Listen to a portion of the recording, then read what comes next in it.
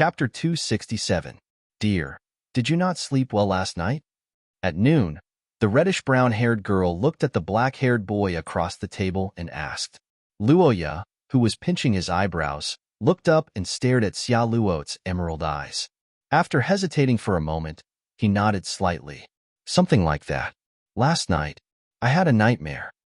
A nightmare? Well, some weird nightmares. The black-haired boy replied with a smile and turned to look at the scenery below. At this time, Luoya and Xia Luo were at the tallest restaurant in the academy, the Clear Sky Tower.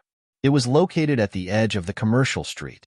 It was said that it used to be a weather observation tower, but it was later converted into a luxurious restaurant. The entire restaurant was extremely high-end. There were no seats in the tower, only 4 tables with 8 seats on 4 balconies.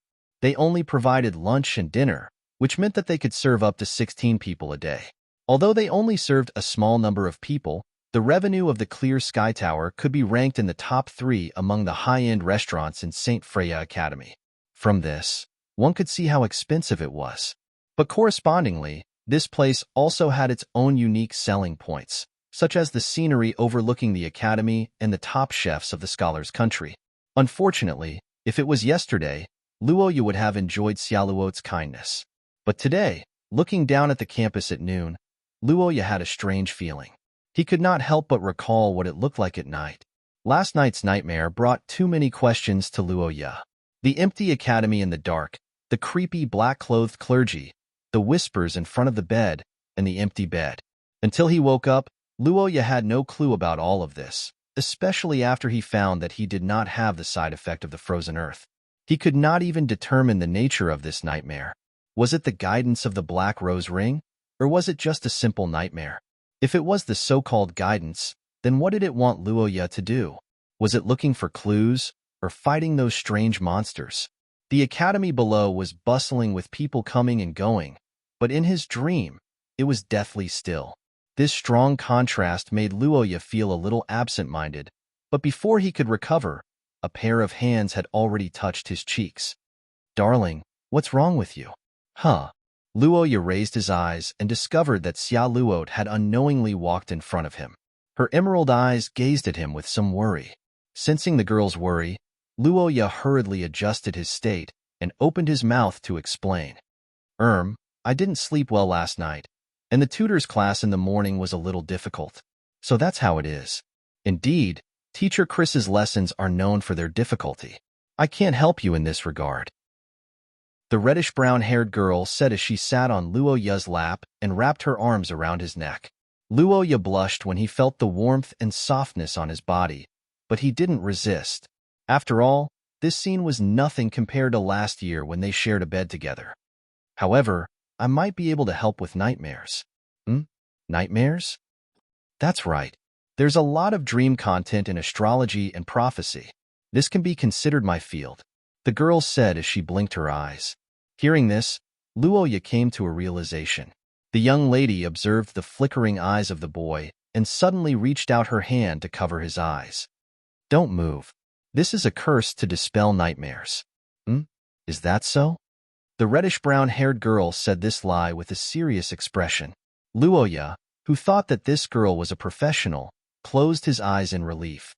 However, to the boy's surprise, what he waited for wasn't a curse, but a touch of warmth on his lips. Xia Luo? Yes, this is a blessing kiss curse. The effect should be quite good. If you still have nightmares today, come and find me tomorrow. The young lady, who successfully stole a kiss, was very calm when facing Luoya's doubtful gaze. She was as kind as a nurse who gave instructions to a patient after giving him an injection.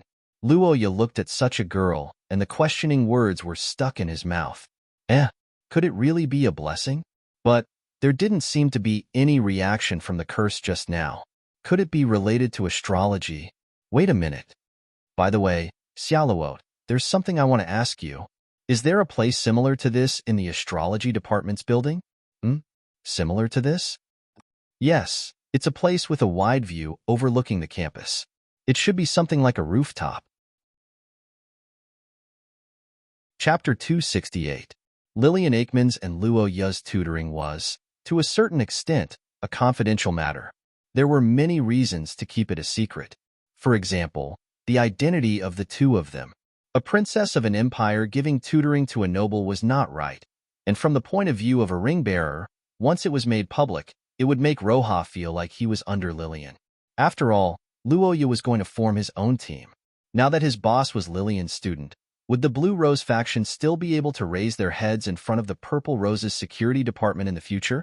Of course, there were more practical problems.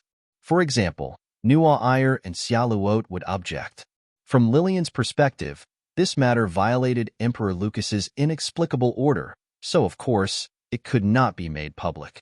Both sides had similar problems, so it could be said that they hit it off in terms of confidentiality. But it had to be said that Lillian was really good at irritating people. For example, this secret code to open the door. Teacher's mission? What the hell is that? Lillian had to repeat this secret code once every tutoring session as if telling Luoya not to think too much about it. Of course, the young man strongly opposed it, but as the saying goes, the situation was stronger than the person. Her Royal Highness meant what she said. Luoya was speechless for a long time, but he could only ignore her and secretly slander her in his heart. Hee, do you think you are the only one with a mission? This is my ancestor's mission. After comforting himself fiercely in his heart, Luoya pushed open the heavy door and entered the classroom. He saw Lillian standing in front of the podium. Today, the black-haired girl was wearing a simple black Aston-style dress. The long dress covered her legs and had a corset design that outlined her waistline. Because it was a simple dress, her chest was not very tight. Instead, it set off her waist and made her look very full. The small bow tie on her chest embellished it, making her look playful and cute. The girl who had changed into a new dress stunned Luoya, and he could not help but take a few more glances. Although Lillian was too cold to him, she was still very pleasing to the eye. Especially when he saw her flat belly, Luoya's heart skipped a beat. He inexplicably thought of Roy's words. Wait. What am I thinking? Luoya, whose brain overheated, hurriedly averted his gaze, walked to the first row, and sat down. He looked at Lillian on the podium and was speechless again. Normally, students would sit side by side during one-on-one tutoring as it was more convenient to be closer to each other. However, it was obvious that Lillian didn't want to sit next to Roja, so this tutoring session was really like a teacher and a student. Roja couldn't say anything about this and could only accept it. However, unlike what he imagined, although Lillian was indifferent to him, her teaching was very serious, and she was more meticulous than Roja expected. Luoya thought that a genius like Lillian would also teach the stream of consciousness. After all, it was natural for most geniuses to do things that others could not do. But to his surprise, Lillian turned out to be a rigorous academic. Her understanding of all kinds of knowledge was on point. Luoya even felt that she was better than teacher Chris to a certain extent. The things that he did not understand during the day gradually became clear under the girl's explanation. Luoya was enlightened. At the same time, he could not help but believe in the black-haired girl on the podium. It made sense for Chris to get Lillian to tutor him. Her lectures were indeed good. When the two of them explained the same problem from different perspectives, the effect was no longer as simple as 1 + 1. Instead, it broadened Luoya's horizons.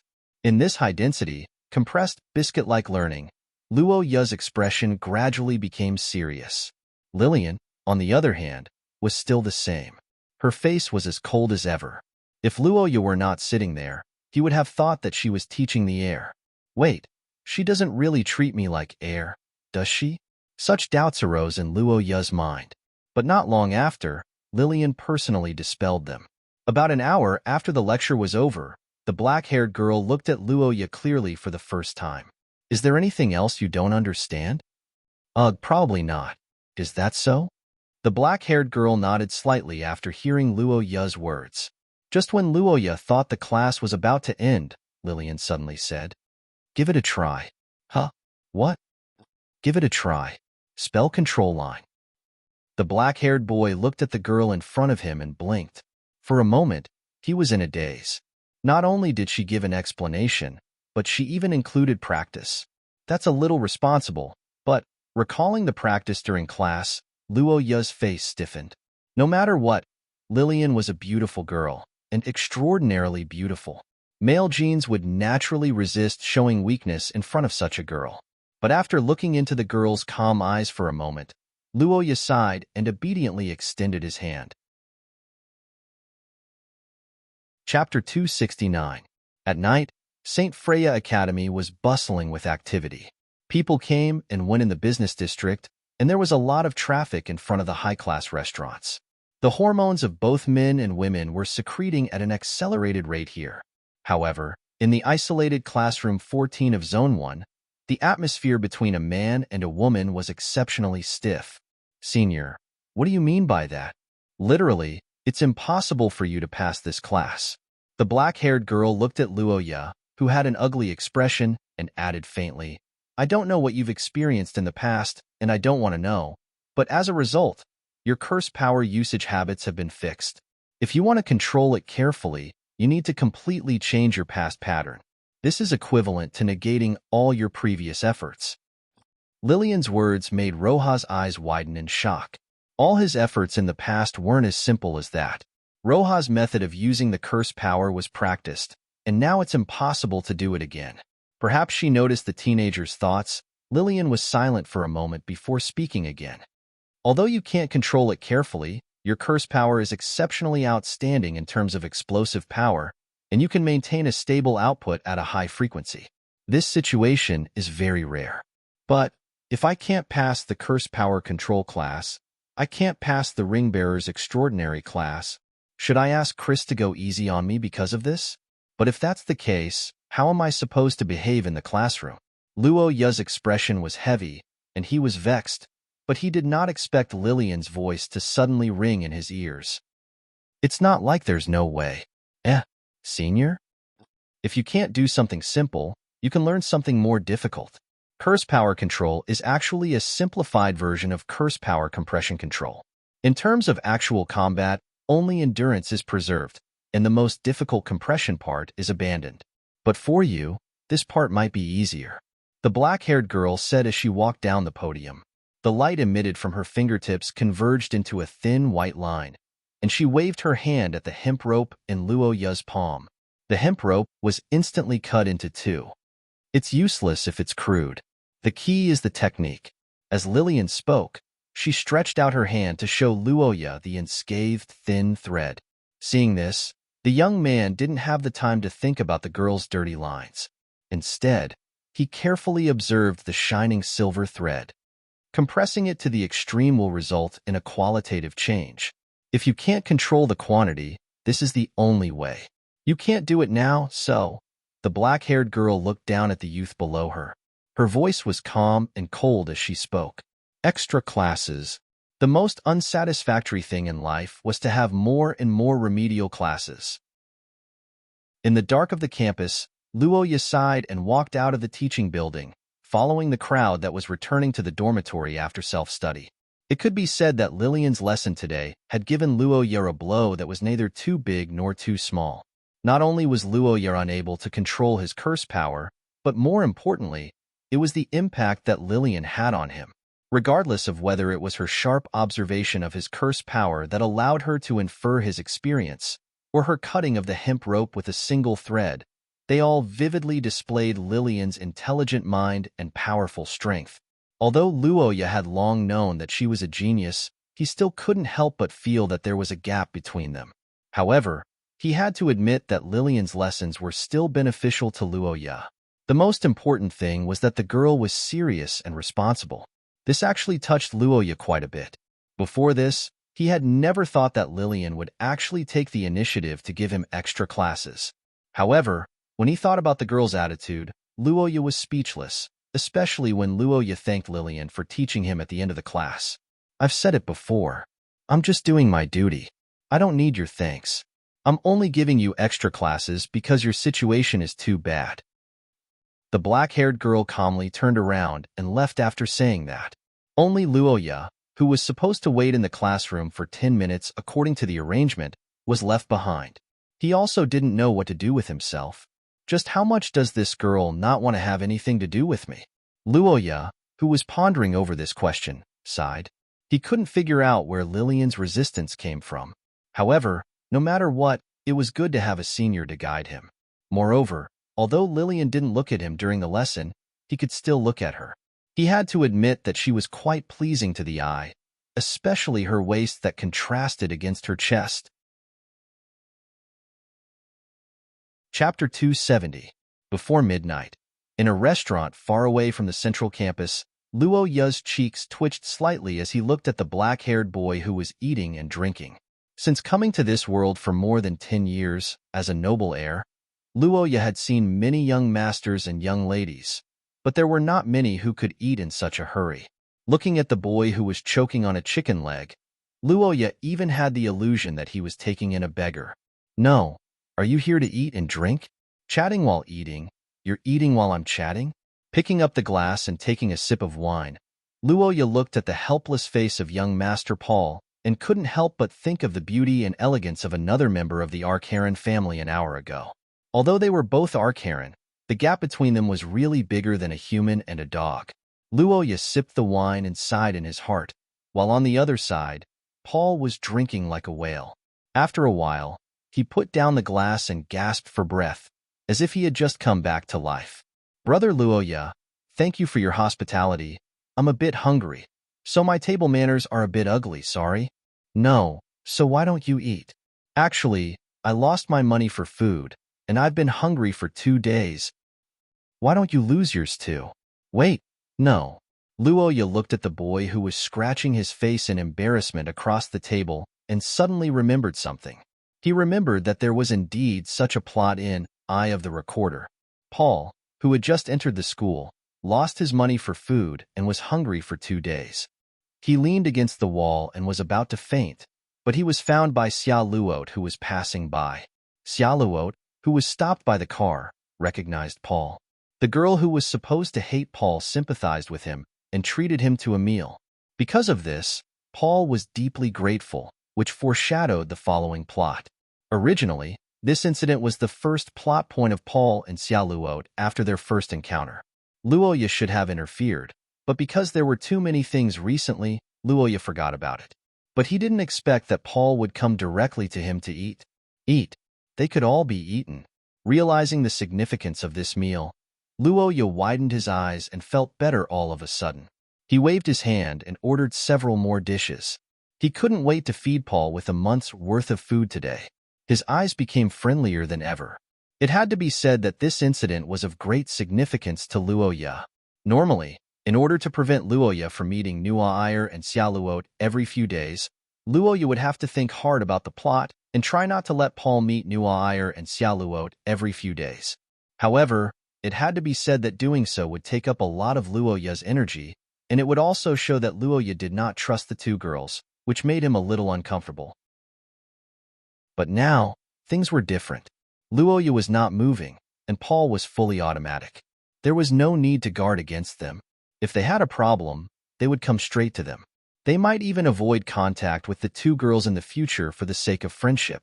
It could only be said that the facts proved that, excluding the physiological needs, men were still willing to look for men if they had a problem. After all, it was easy to ask between brothers, and there was no unnecessary self-esteem in front of the opposite sex.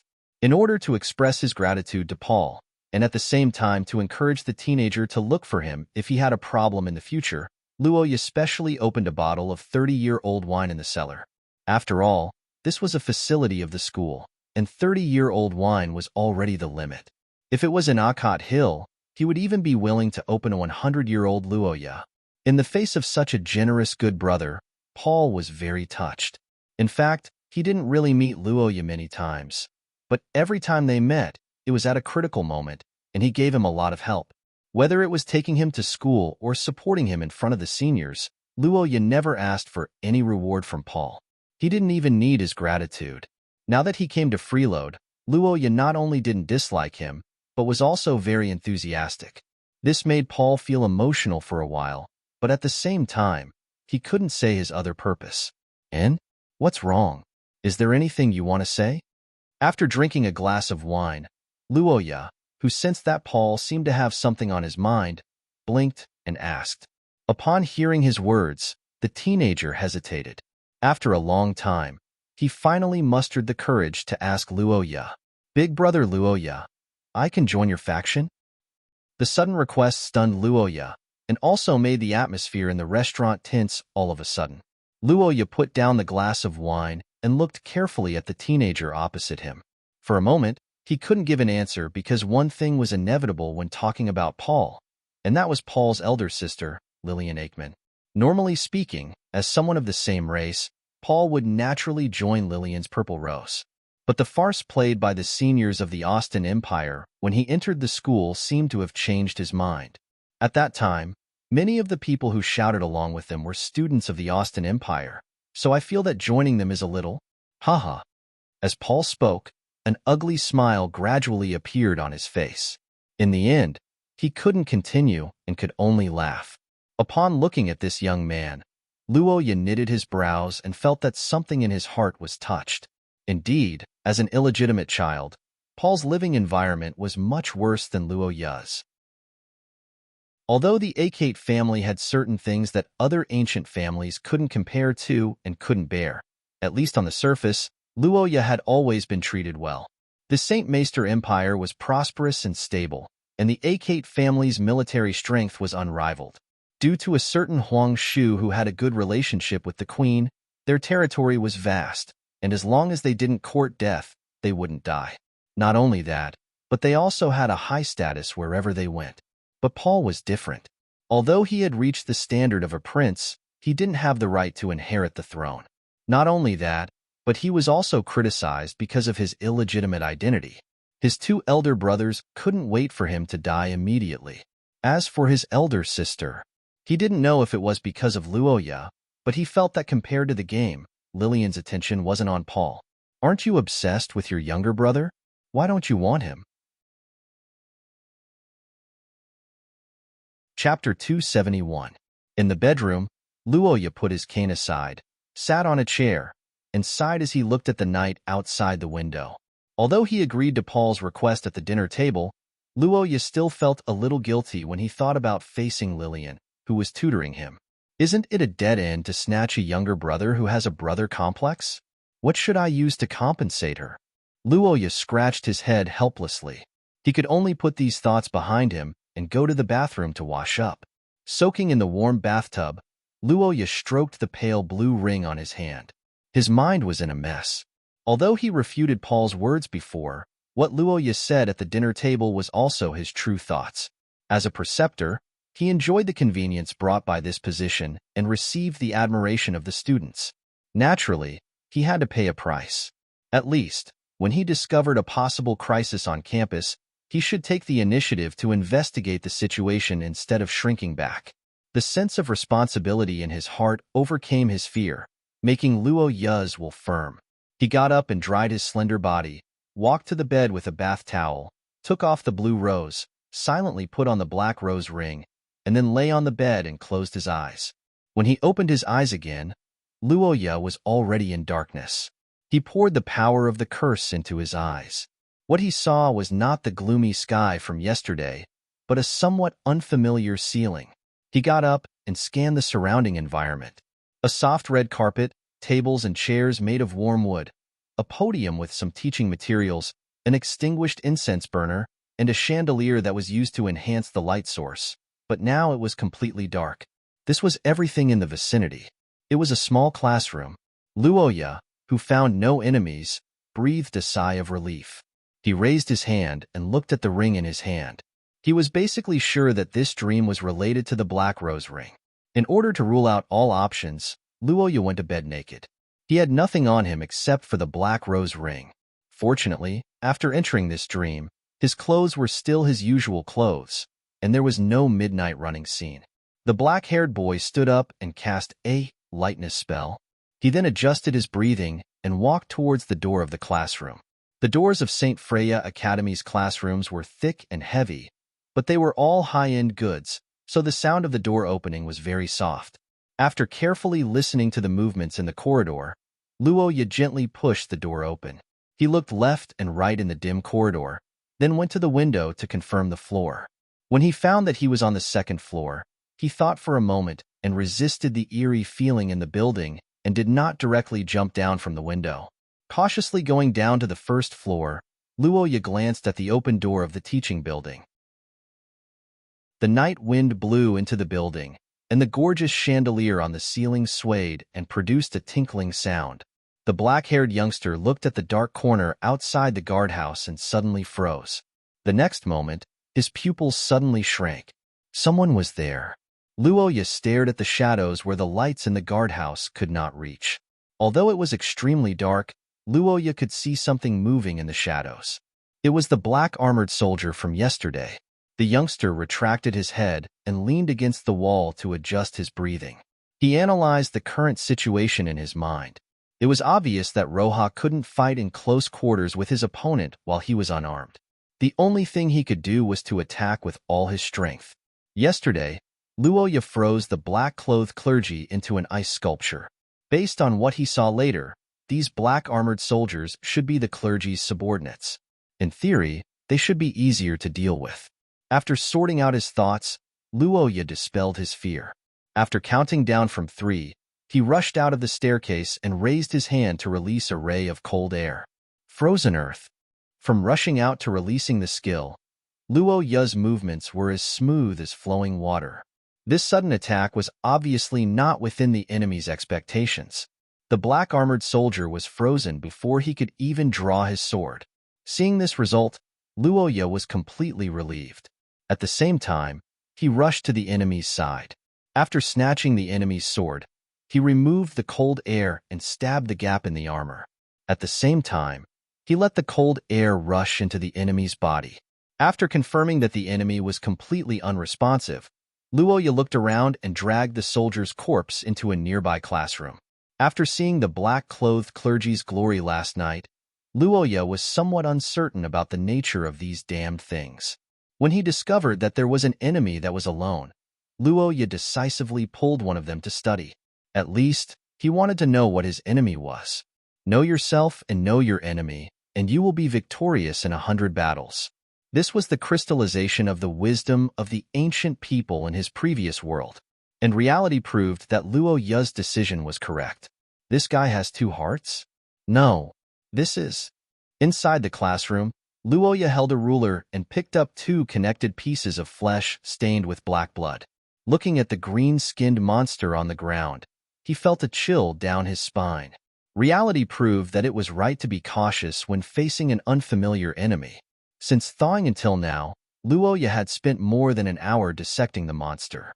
Among them, 1 big and 1 small heart in Luoya's hand was the most representative. If he didn't know that the enemy was a problem, he would most likely be ambushed when he stabbed the enemy's heart and let his guard down. Although it was impossible for these guys to threaten Luoya's life with their strength, but when he thought of the person whose heart was pierced was still moving, he felt a burst of goosebumps. Fortunately, I discovered it in advance. Like I said, I can tell at a glance that you're not human. Wait, this seems to have grown later? After carefully observing for a while under the moonlight, Luoya stared at the smaller heart and narrowed his eyes. He felt that the smaller heart seemed to have been cut off from the bigger one and grew later on. Chapter 272. In the dark corridor, an ingenious persecution was being carried out in an orderly manner. Can't you talk softly? Keep talking. The black-haired teenager was in a place where the light could reach. As he spoke, he constantly struck the iron can in the darkness with his sword. After a few hits, the black-armored swordsman who was hesitating at the boundary of the light and shadow fell to the ground. Then, he kicked the black-armored swordsman into the light. To his surprise, the black-armored soldier under the light didn't seem to be affected. It seemed that the light in the guard room only made them not want to come close, but it didn't have any lethality. The teenager sighed and dispelled his dream of being invincible with the light. Then, he chopped off the enemy's head. As he knew that these monsters hated the light in the guard room, Luoya simply dragged the corpse under the light. With the help of the light source, he carried out another medical study. The result was that this monster's physiological structure was different from the previous one. It didn't change its mind, but it had an extra liver. I didn't expect it to be a liver emperor. Luoya raised his eyebrows and returned the blood-stained organs to the original owner. Then, he observed the body shape and found that the soldier didn't have a Kirin arm. The individual differences are huge. This is a bit difficult to deal with. The black-haired teenager muttered to himself. His gaze gradually became serious. If these monsters were in the same situation, it would be fine. But now, each of them had a strange shape and their weaknesses were different. The only way to deal a fatal blow was to target the hardest part of the brain. After that, Luoya did the same thing and killed another black-armored soldier at the entrance of the teaching building. However, other than further confirming that each of these guys was different, he didn't find anything. He didn't find anything about the monsters, but he did find something about the black rose ring. Why do I feel that the black rose seems to be brighter? Is it an illusion? Or, Luoya looked at the ring after killing 3 black-armored soldiers. He inexplicably felt that the unknown material of the rose was more dazzling under the light. However, before he could study it further, the room's alarm rang again in his ears. Ring ring, ring ring ring, ring ring ring. His body shook slightly. Luoya opened his eyes on the bed and temporarily bid farewell to the dark world. On a sunny morning, Luoya had breakfast at the dining table with Paul, who stayed overnight. Every year, as long as it didn't exceed the stipulated amount, St. Freya Academy could reimburse it. They were indeed rich and overbearing. As for the excess, Luoya, as the acting lord of Acade Hill, had the ability to pay for it. That was why he was able to drink so happily yesterday. It was inevitable that they would taste good when they were eating and drinking legally with public funds. During breakfast, Luoya didn't know why Paul looked at him with eyes full of respect, which made Luoya feel inexplicably uncomfortable, but it also gave him time to reconsider some issues. Luoya carefully considered Paul's matter and felt that it was necessary to continue the existence of Paul's consulting department in the original work. Although Luoya was beaten to death by the protagonist and the 4 female protagonists, that was only internal strife. In Eye of the Recorder, Paul was able to develop a relationship beyond friendship with so many beautiful girls who were hostile at the beginning. Naturally, it was not by empty words, but by common experiences. Luoya recalled Paul's experience in the game and sighed, but he was unaware of what he had done for so many years. Paul was eating and drinking as usual. His eyes were on his elder brother, but he couldn't guess what he was thinking. The choice in a critical moment reflected a person's nature. As the saying goes, it is easy to change mountains and rivers, but it is difficult to change one's nature. Just like in the ordinary days of life, it is often impossible to see a person's nature. Only in a bad environment and in the face of a crisis can the nature of a person be seen, and who is hypocritical and who is real. And these moments of crisis were simply external factors. Luoya did change a lot of things over the years. Over time, he even changed the power structure of St. Freya Academy. But the good in the game were influenced by him. So how could the villains bow their heads and worship him? Obviously, this was impossible. For example, the 2 clowns who made things difficult for Paul when he entered the school did not change at all. In fact, they were even stronger. And in the entire villain camp, people of this level were not even considered minions. They were completely roadside monsters. Even after Luoya, the original villain boss, cleared his name, the events that Paul would encounter in the future only reduced a part. There were still many difficulties. These difficulties were not only Paul's obstacles, but they would also affect the entire campus and even involve the girls, causing a devastating blow to Luoya's beautiful life. If these external factors were not eliminated, Luoya would not be able to sleep well. In order to get rid of these scum, and in order to show his prophetic advantage of knowing the plot of Recorder's Eye, Luoya had to let Paul restore part of the plot as much as possible. At least, the consultation department as the introduction of various events was indispensable. But unlike the original work, the consultation department, which was originally a miscellaneous department in the academy, would change into the consultation department of the Rose Guild. Paul would be in charge of the specific matters, and Luoya would be in the background. After all, it was an old tradition for the faction members of St. Freya Academy to form or occupy a department. For example, in the game, Xiaoluo's Rose Guild occupied the finance department. All the funds for large-scale activities had to be approved by her. Nuwa Ayer's Rose Guild occupied the planning department, responsible for the planning and management of various activities. Originally, Luoya was still hesitating about which department to choose. He did not expect Paul to join him. The two could be said to hit it off, and Luoya could be completely relieved through this matter. To be honest, Luoya was very worried about Paul now. The main reason was that without the help of the girls, he was afraid that this little brother would meddle in other people's business and kill himself. If that happened, not only would Luoya's guilt explode, it would also have a great impact on the world. And if he guessed correctly, it should be a negative impact.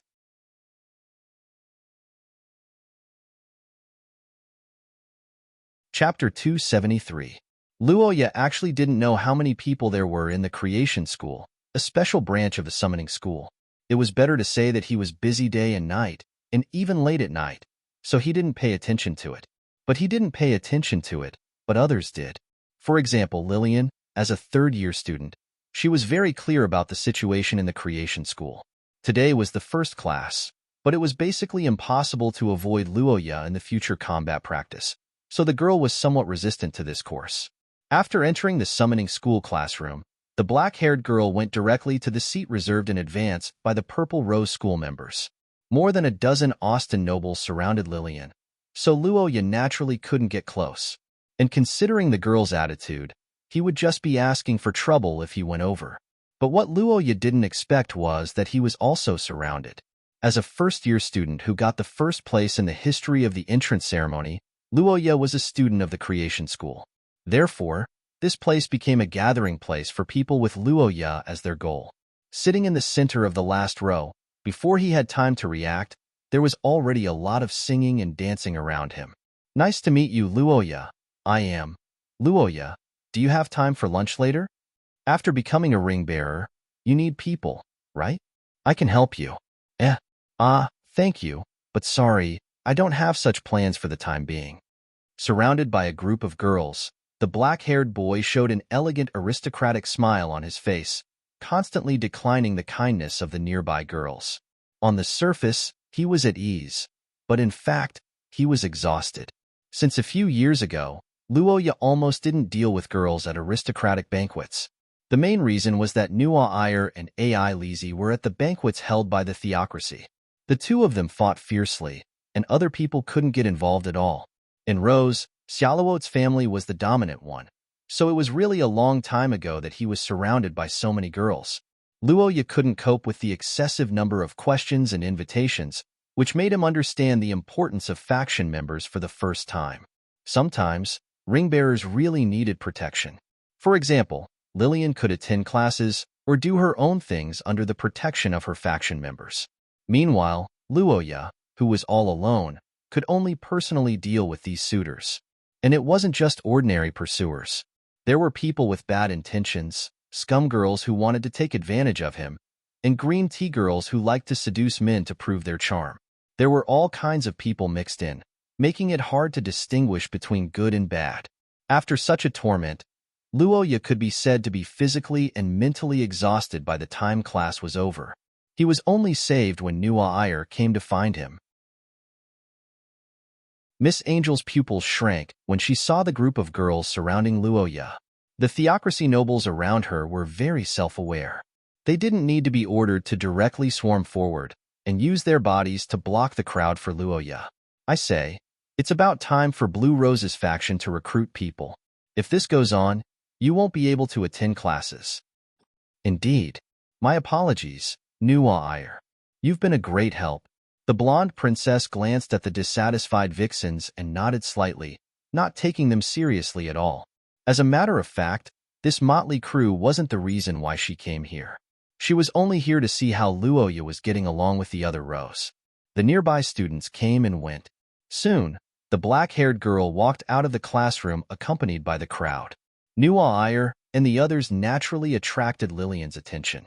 Under the gaze of Lillian's purple pupils, Nuwa Ayer reached out and grabbed Luoya's hand as if declaring sovereignty, using practical actions to show that he was under her protection. But facing this behavior, Lillian didn't say anything. She simply swept a glance at the two of them and shifted her gaze away. Nuwa Ayer and Lillian were of different grades and didn't know each other, so they didn't intend to greet each other. The two groups brushed past each other. Lillian didn't look at them and seemed to be uninterested in them. Nuwa followed her all the way until she disappeared. Luoya, that woman didn't do anything to make things difficult for you, did she? No, not at all. Or rather, she gave him a lot of help. The black-haired young man answered with a guilty conscience. Upon hearing this, Nuwa heaved a sigh of relief, held his hand, and revealed a smile. That's good. Then, according to the agreement, you'll accompany me at noon today, right? The princess said. Her blue pupils squinted excitedly as if they were sparkling. Many of the nearby boys saw this and walked away with envious expressions. However, facing the familiar gaze of a predator, the young man's heart inexplicably skipped a beat, and he was instantly alerted. Lunch, danger. In the busy streets at noon, Lillian Aikman returned to her residence surrounded by the nobles of Austin. The junior students had to rush to lunch due to schoolwork, but for the senior students who were relatively free and had no classes in the afternoon, it was a good choice to miss the peak of the crowd. As for Lillian, she didn't need to go to the high-class restaurant in the school because the imperial chef of the Austin royal family was in the building under her feet. Among the 3 princes and princesses of the Austin Empire who had the right to inherit, Lillian's identity was particularly noble. Her father was the emperor of the empire, and her mother was born in the Salen family, a duke family that had been passed down from the Second Era. They had been the ruling class since the human migration to the West 1,000 years ago. They were also one of the few great nobles that formed the new Austin Empire. Such an identity was basically the end of the line in the empire that believed in the pureblood theory. Naturally, she would receive preferential treatment. The imperial chef of the palace was just the tip of the iceberg. However, unlike usual when she ate alone, Lillian's exclusive building, the Linglong Pavilion, welcomed a rare guest today.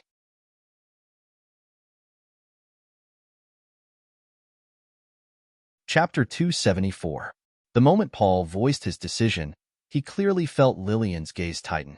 The sudden sense of oppression made him straighten his back and wait to be reprimanded by his royal sister. However, to his surprise, after a long silence, Lillian did not say anything. The black-haired girl stared at the young man opposite her at this time.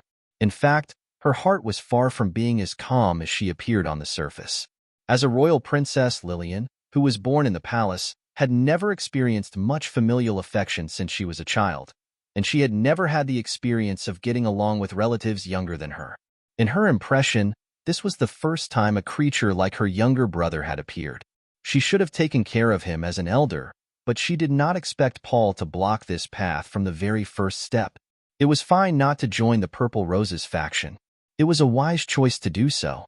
Although Lillian could not shelter Paul in the name of the organization, it was not a big deal to occasionally help her younger brother who had no affiliation. With her ability, she could do it. But once Paul joined another faction, the nature of this matter would be different.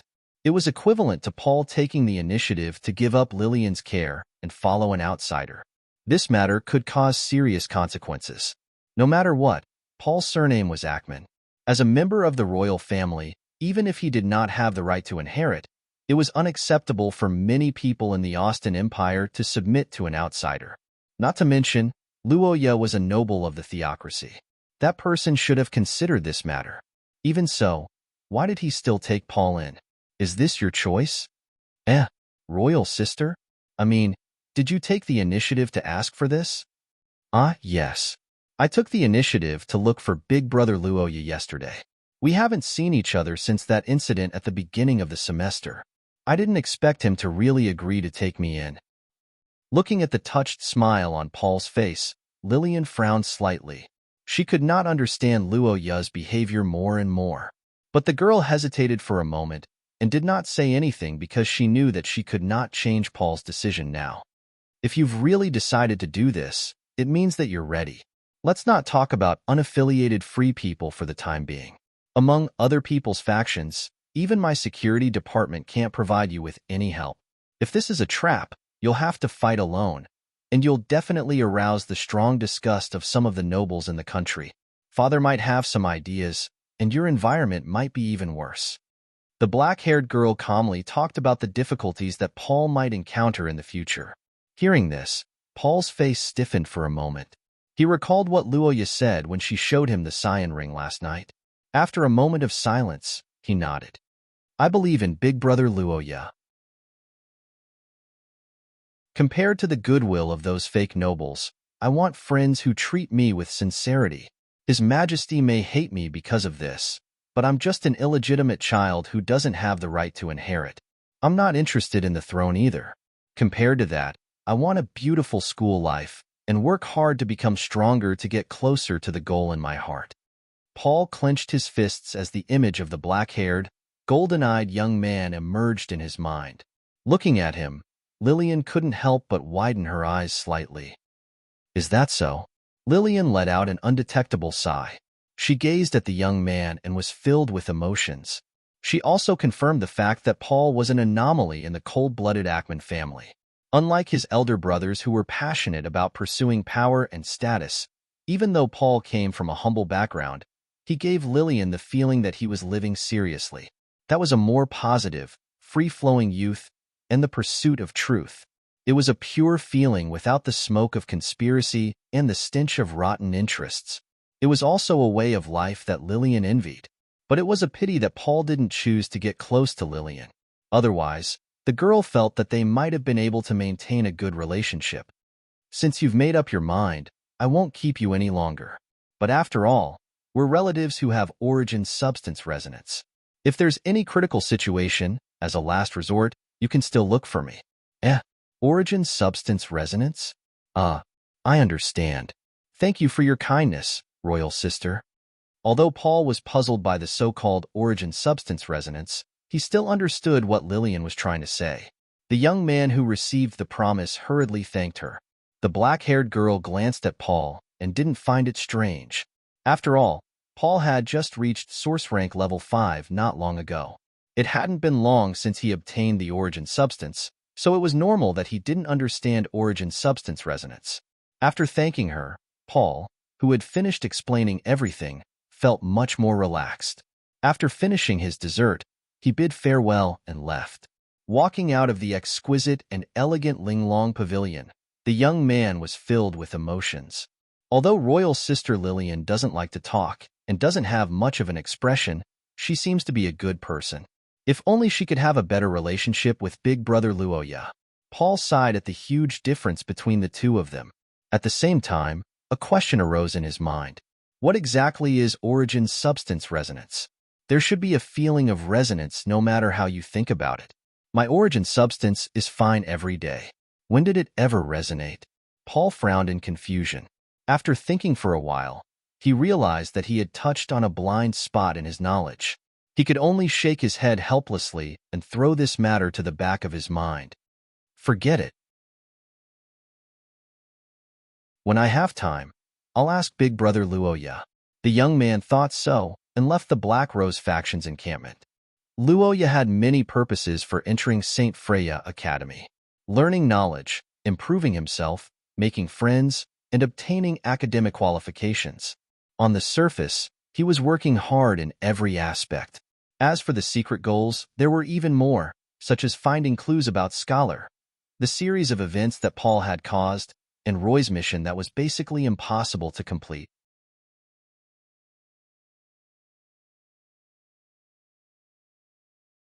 Chapter 275. In the entire kingdom of scholars, from old men in their 80s to children as young as 8 years old, everyone knew that the students of St. Freya Academy were either rich or respectable. After graduation, they would have a bright future ahead of them. In Leinster, where hormones were flourishing, the young girls of various academies were even more aware of this fact. But as everyone knew, St. Freya Academy was a closed school. It was known as a city within a city. There were many students, but they could not be found on the streets of Leinster. So what should one do? The easiest way was to go to the state-run Wisdom Library. This treasure trove of wisdom that was open to all humans had very relaxed conditions for Leinster students. Because of this, it became a gathering place for students from other schools. For some playboys, this was a place for romantic encounters, but for Luoya, it was a little noisy. Strolling towards the paid personal reading room, Luoya began to rummage for his St. Freya Academy ID in his pocket. As a student of the school, he did not need to pay for his personal reading room immediately. Instead, he would receive a bill at the end of the semester. But as a ring-bearer, Luoya could use the public funds to pay for his reading room, so he did not even need to keep an account. All he needed to do was show his ID. Luoya queued up to the front desk. After showing his student ID and the ring of green rose, the staff immediately became more enthusiastic. They even pointed out the brightest and brightest rooms for Luoya. The black-haired boy thanked them politely and picked the one closest to him. It had to be said that ring-bearers were treated well in the school. Not only were they respected, but the access to the state-run wisdom library was also higher than that of ordinary students. This was a great help to Luoya, who only gained experience by reading historical documents. The personal reading room in the state-run wisdom library was not bad. Although it could not be compared to the Nuwa Ayer's personal reading room in the Holy City Royal Library, it still had a simple academic style. A table, a chair, a small bookshelf for books, a coat rack for clothes, a lamp, a white notebook, and a pen. These were all the items in the reading room of the National Wisdom Library. It could be said that it carried out pragmatism and was full of academic style. As a student, Luoya agreed with this. As a student, he should learn knowledge and temper his will, not indulge in luxury. The environment of the library in the holy capital was good, and Roha's identity was the young master of the Akate family, so there was nothing wrong with using the library. But as a student of the St. Freya College, Roha preferred to be simple. Sitting on the chair, Luoya began to study by himself. With no one to disturb him, the teenager's reading speed increased a lot. The ability brought by his bloodline allowed him to read the real part of a book without too much time and extract the essence of a book in the shortest time possible. After 2 nights of dreams, Luoya could basically confirm that the location of his battle was near the academy. Then, after understanding the enemy in the dream, Luoya should also understand the battlefield of St. Freya Academy. As a new student, Luoya was not familiar with the various facilities of the academy. If he was surrounded by enemies and did not even know how to escape, this was undoubtedly very disadvantageous. Luoya had to attend classes every day and did not have much time to walk around the academy, so looking for the academy's architectural design here seemed to be a good choice. Thinking of this, Luoya went to the library area, but not long after, he looked at the rows of bookshelves and felt troubled. The academy's architectural design, this kind of thing is usually not open to the public. Where can I find it? The latest version of St. Freya Academy's map is located in the Library Area 3, on the 12th bookshelf, requires a certain level of authority to borrow it. Is that so? Thank? Hearing the answer, Luoya turned around and thanked him, but there was no one behind him. This overly strange situation made the youth widen his eyes and look around, but there was only a forest of bookshelves nearby, and the surroundings were also silent. Where's the person? There was a female voice just now. Good afternoon, Your Excellency. Are you looking for me? Behind the strange Luoya, the voice came again. Hearing this, the youth suddenly raised his head, only to find that the source of the voice was a shimmering crystal ball. What the hell is this? You are? Respected ring-bearer, artificial elf Margaret is at your service. Artificial elf? What is that? Luoya widened his eyes and looked at the light above his head, puzzled. One must know that as a history enthusiast, Luoya was not an ignorant youth that could be found everywhere. After so many years of reading, he could be said to be knowledgeable, but even he had never heard of artificial elves. Shiya's elves had many legends, such as the origin of the soul, the first life form, and a mess of titles in the academic world, but without exception, they were all high and mighty, unknown to humans. The origin of the elves was not even known, and artificial creation was simply impossible.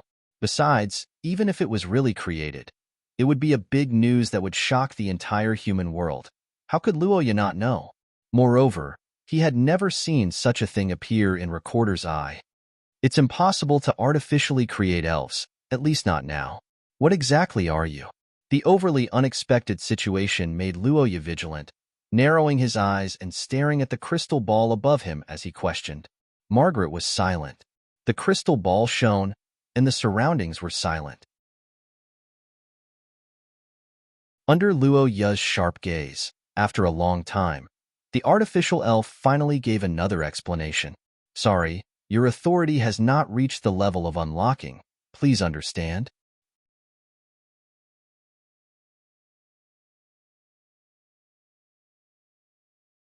Chapter 276.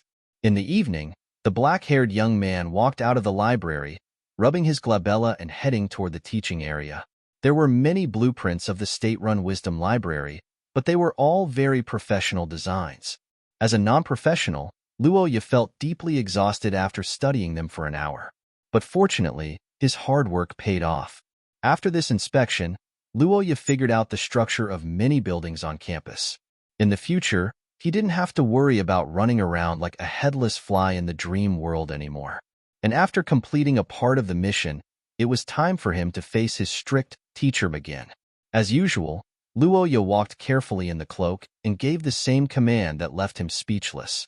He pushed open the door to classroom 14 of the first teaching area and gazed at the young lady standing on the podium. His heart couldn't help but skip a beat.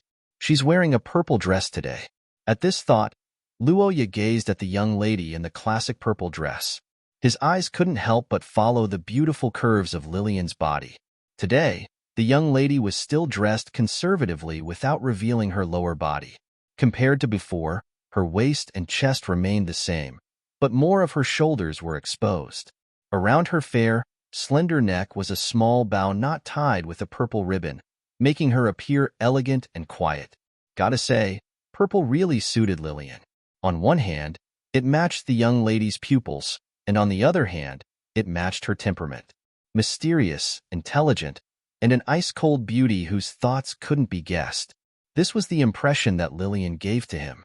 But for some reason, Luo Ya felt like this beautiful senior was colder toward him today. After pondering for a while, Luo Ya guessed the reason and didn't say much. He sat down obediently and listened to the lesson. Looking at his behavior, Lillian didn't say anything and immediately started tutoring him. No matter what her attitude was, no matter if she was in a negative mood or not, there was no problem with Lillian's tutoring. Her tutoring was as precise and elegant as her swordsmanship. The most frightening thing was that she would always answer every question before Luo Ya even asked a question. In fact, she would even answer the question 1 second before Luo Ya asked a question.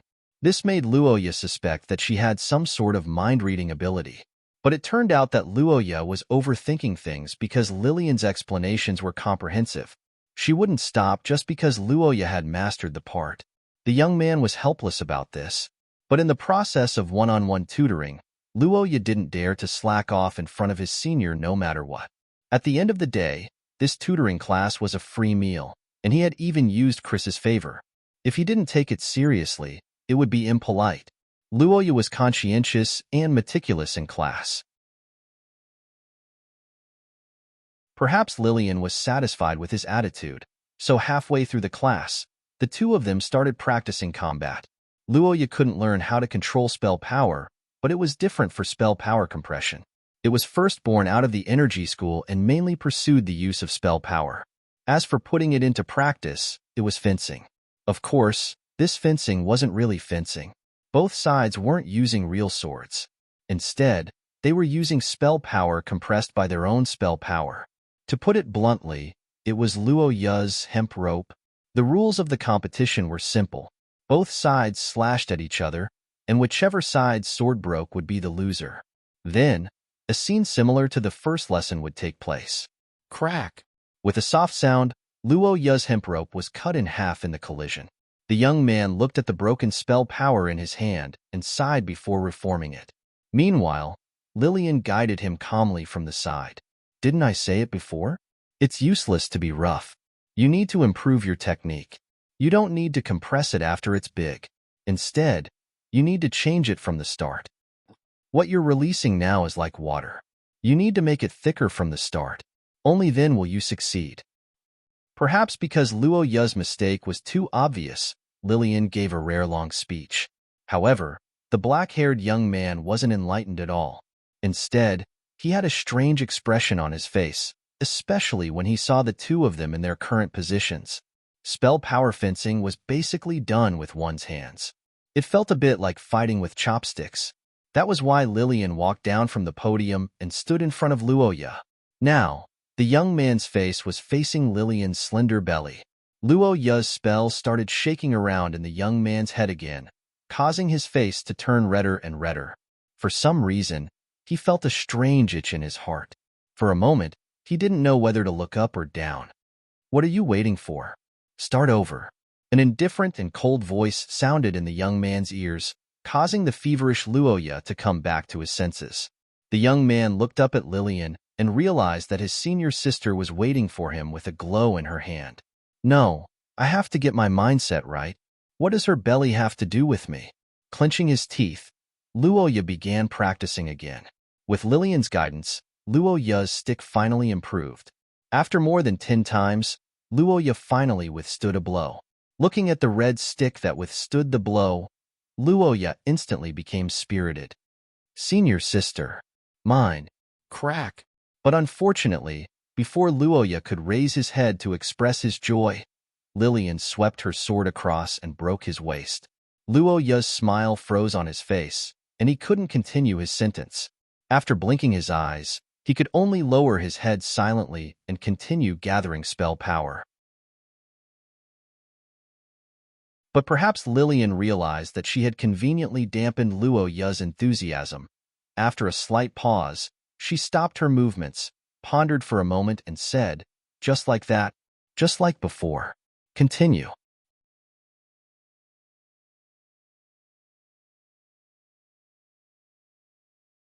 Chapter 277. In classroom 14 of the first district, Luoya maintained a calm expression and breathed a sigh of relief. On the other side, Lillian Archman was also a little relieved. The black-haired girl put the teaching utensils back in place, then tidied up her clothes and prepared to go out. However, before Luoya said goodbye to her, Lillian suddenly stopped as if she remembered something. "Huh, what's wrong?" The black-haired boy saw Her Royal Highness Empress, who stopped and turned around.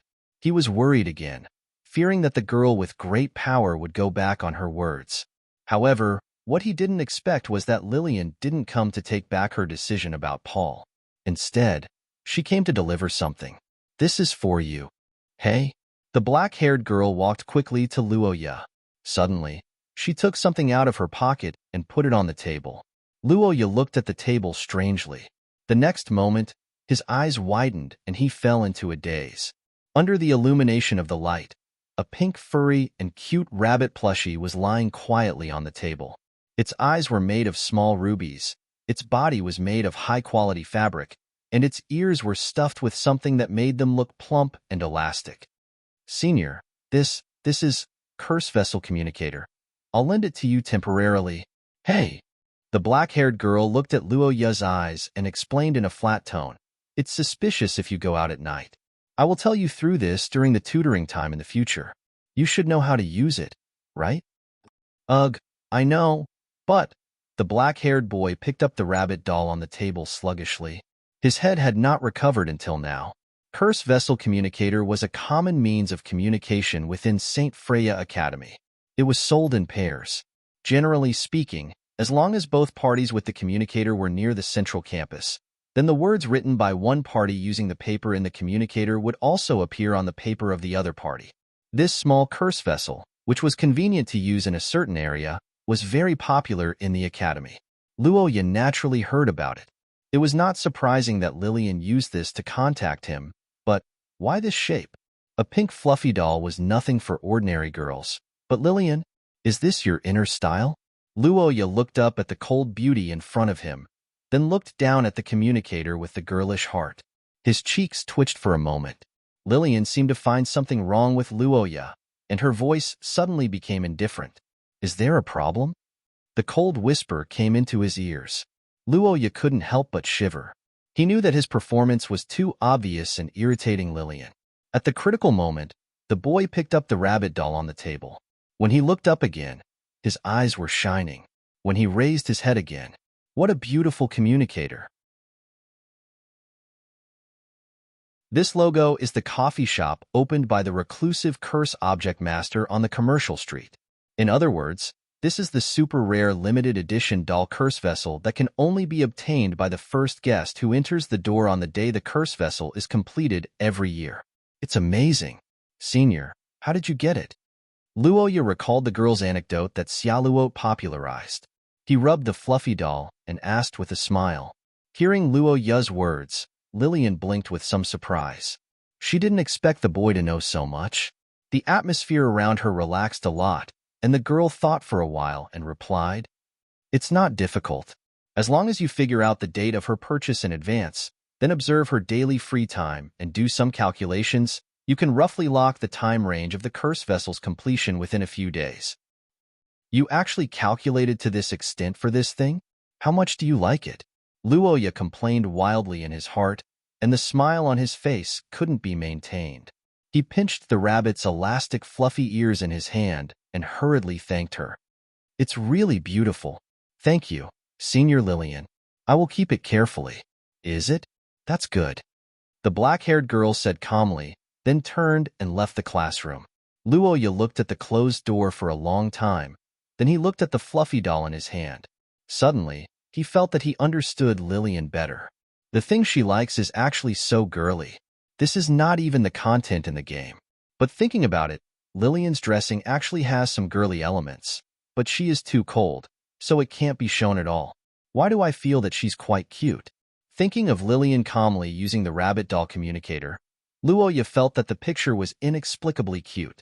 It made his stereotypical impression of Lillian fade a lot. There was just a problem. This thing, do I have to carry it with me every day in the future?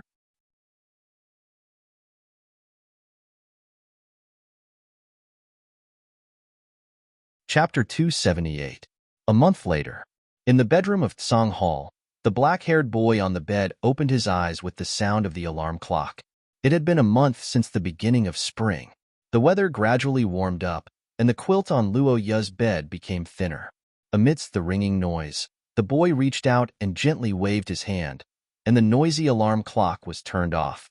The disturbing noise disappeared, but unlike before, Luoya didn't sit up today. Instead, he laid on the bed and looked at the ceiling to rest. In Shiya, the students also had a rest day. Today was a rest day, so although the alarm clock rang as usual, St. Freya Academy was different from the usual tranquility. But as the saying goes, everyone has their own fate. While others were resting, others were working overtime. Luoya's life could be said to be the leader of the overtime world. He was working overtime even in his dreams. Sighing softly, Luoya raised his hand and looked at the black rose ring that was still flickering with a faint fluorescent light. His face showed a gratified smile of an old father looking at his child. It's good to grow up again, but it's really tiring. The black-haired boy recalled the situation in the dream and sighed. In the past month, because of the busy work, Luoya wore the black rose ring and only slept 7 or 8 times. Every time, he fought with the priority of safety. Basically, he carried out a one-on-one kill on the black armored soldiers. After many battles, Luoya found that the only ones who had the ability to unify the campus at night were the black-clothed clergy. Since Luoya appeared, every time they went out, they would bring more than 5 guards with them. And when they weren't there, the black armored soldiers would gradually disperse over time. Holding his forehead and sighing, Luoya felt a headache because of the current chaotic situation. The only thing he could pray for was that he could quickly unlock the black rose ring and obtain the second authority, and get some clues from Margaret. During this month, Luoya could be said to be extremely busy. Most of his thoughts were occupied by the faction and the consultation department. Fortunately, everything went smoothly. After Paul's hard work, Luoya's Rose faction had reached the scale of dozens of people in a month. Although the number of Nuwa Ire members was not much compared to Xiaoluot, and most of them were still in the experimental stage, it was still a faction that was progressing rapidly from scratch. Today, the members of Luoya's faction were mainly local students of the country of scholars and the children of aristocrats of small countries other than several major countries. They were all well-behaved after preliminary observation. After Luoya delegated power to the original protagonist group, Paul also successfully found one of them. Jarek Stevenson, gray hair, blue eyes, short height, relatively thin, and handsome face. He was the son of the Marquis of Pindar, the country of knights, and Paul's roommate. In the original Recorder's Eye, he was the good brother of the protagonist Paul and a character who would be of great help to Paul in the future. The Stevenson family was a great aristocrat of Pindar, the country of knights. It had a history of hundreds of years. Many of the family's martyrs had participated in the war against the aliens. It could be said that they had many famous generals. They belonged to a military family similar to Luo Ya's Achates family. Of course, in terms of size and influence, the Church of Saint Maester was far superior to Pindar. The Achates family's status as one of the 5 major aristocratic families was also far stronger than the Stevenson family. Therefore, although they were both sons of marquises, strictly speaking, Jarrick's status was far inferior to Luo Ya. Even so, he was still a famous aristocrat. So the question was, why did such a famous family's son, who normally lived in a single room, become Paul's roommate? The answer to this question puzzled Paul for a while until Jarrick came to see Luo Ya. In order to show his sincerity, he told him everything. To put it simply, this young master sneaked out because the Stevenson family did not support him to come to St. Freya Academy. Yes, this was the reason why Jarrick sneaked out. In fact, in the current student file, Jarrick was also using a fake identity. He was using the fake identity of Pindar. On paper, he was the son of a businessman and had nothing to do with Pindar. When he heard this, Paul was stunned. He looked at the thin man beside him. No matter what, he did not expect that the person who shared a room with him every day was the son of a marquis. At the same time, he was very puzzled that the Stevenson family did not support him to come to St. Freya Academy. In Paul's opinion, the opportunity to become a student of the academy was a dream of many people, but Luo Ya knew a thing or two about this kind of situation. In fact, the problem was not with the Stevenson family, but with Pindar. To put it bluntly, Pindar was a more abstract country.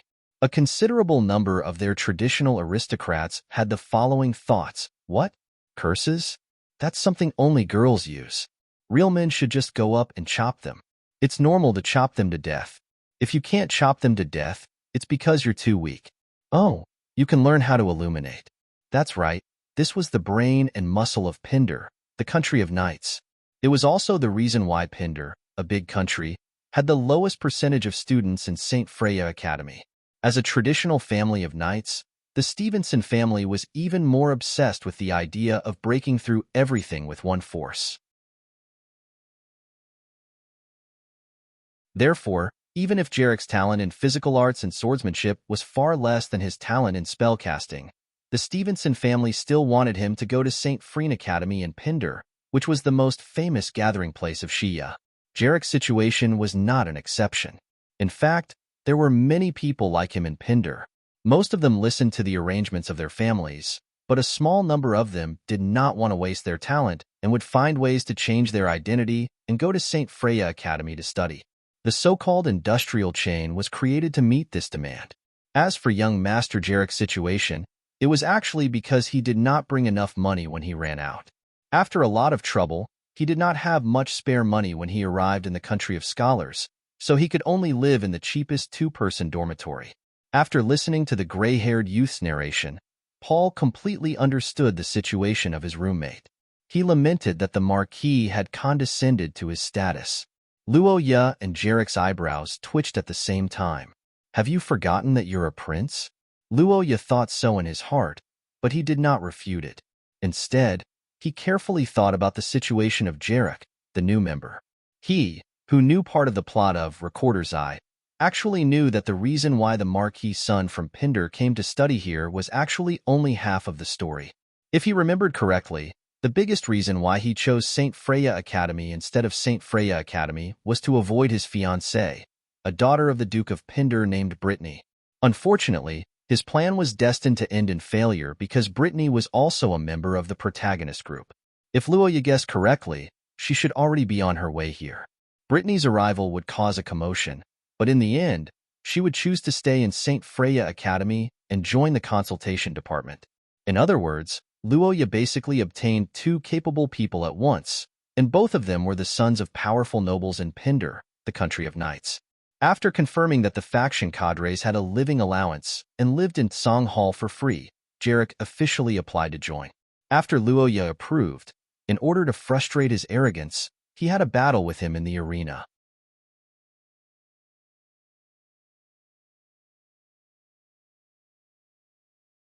Chapter 279.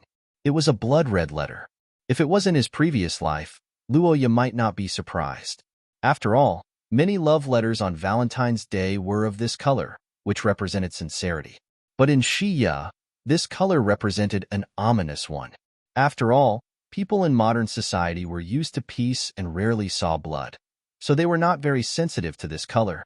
But in the public security situation, which was far worse than Shiya in his previous life, this color would arouse people's vigilance, especially for transcendence. This color of the envelope was an obvious warning. When he found this letter in the mailbox early in the morning, Jellic originally thought it was a letter to cause trouble. After all, because of his roommate Paul, there were always some scoundrels who did not dare to show up at night who would send all kinds of insulting letters to the mailbox of the consultation department. He was very angry about this, but there was nothing he could do. But adhering to the strict style of a military family, Jellic would still take a look at the content even if he was annoyed. But what he didn't expect was that he saw the problem today. This was a letter of entrustment, and it was very long. There were 3 pieces of letter paper, and it could be seen that it was a very serious request. Judging from the handwriting, it was likely to be written by a girl, but the content inside was too strange. The most important thing was that there was no signature. It should be because of the content, so the client used this color of the envelope to attract our attention, but the content inside is really too involved. Jellic handed the letter to Luoya with both hands with a heavy expression and explained the reason why he took an hour to rush back from the central campus in the morning. After receiving the letter, Luoya did not read it directly, but called a servant to add a chair. "Sit. Eat something first." "Ah, thank you, Minister." Feeling Luoya's attention, Jellic smiled and sighed for the other party's thoughtfulness. As a student organization, the consultation department naturally couldn't start its business so early. In fact, Jellic didn't have time to move to Pale Hall, and he had the habit of doing morning exercises. Today, when he was running, he found this letter on the way through the mailbox. After noticing that there was a problem, he took the first carriage to Pale Hall, so he definitely didn't eat breakfast. Gerlach was so hungry that he stuffed food into his mouth. Paul was preparing for the meal. Luoya stroked the blood-red envelope for a moment, opened the letter, took out the letter, and read it. The content of the entire letter was very complicated, but in general, it was a letter asking for help. The content was to ask the consulting department to help find a senior named Shirley Lawrence who might be on campus. After reading the entire letter, Luoya handed the letter to Paul and leaned back in his chair with his eyes closed.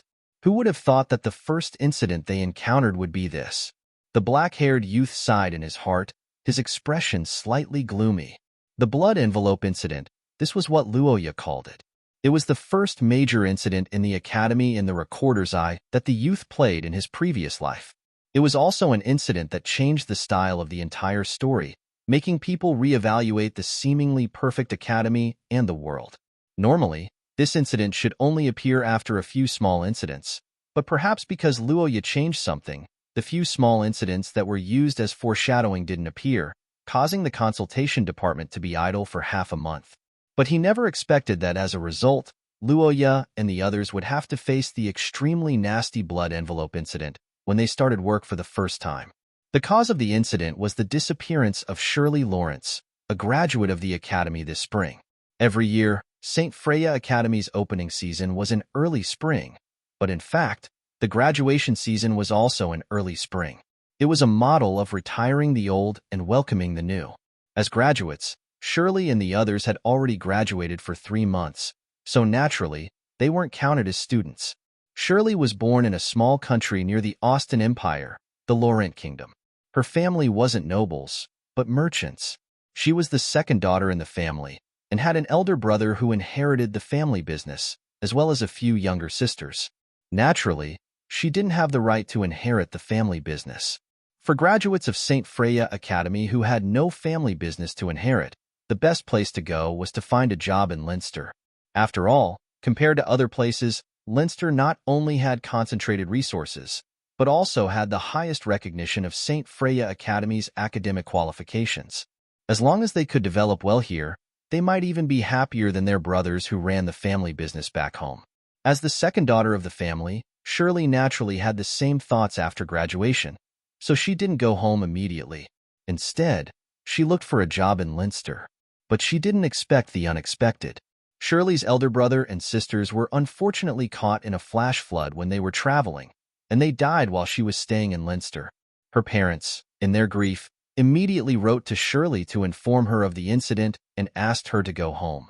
Without a doubt, the Lawrence family, who only had one daughter and a family business, could only take in a son-in-law. Shirley went from being one of the many children to being the only child. Although it was a little heartless, from a personal point of view, Shirley's future life became better after this tragedy. However, something strange happened next. Shirley's parents didn't receive their daughter's return in a hurry. Instead, they received a reply letter.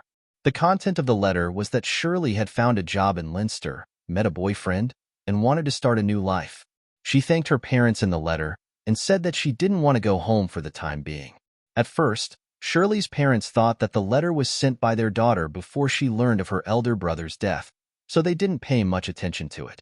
But as time passed, Shirley didn't return.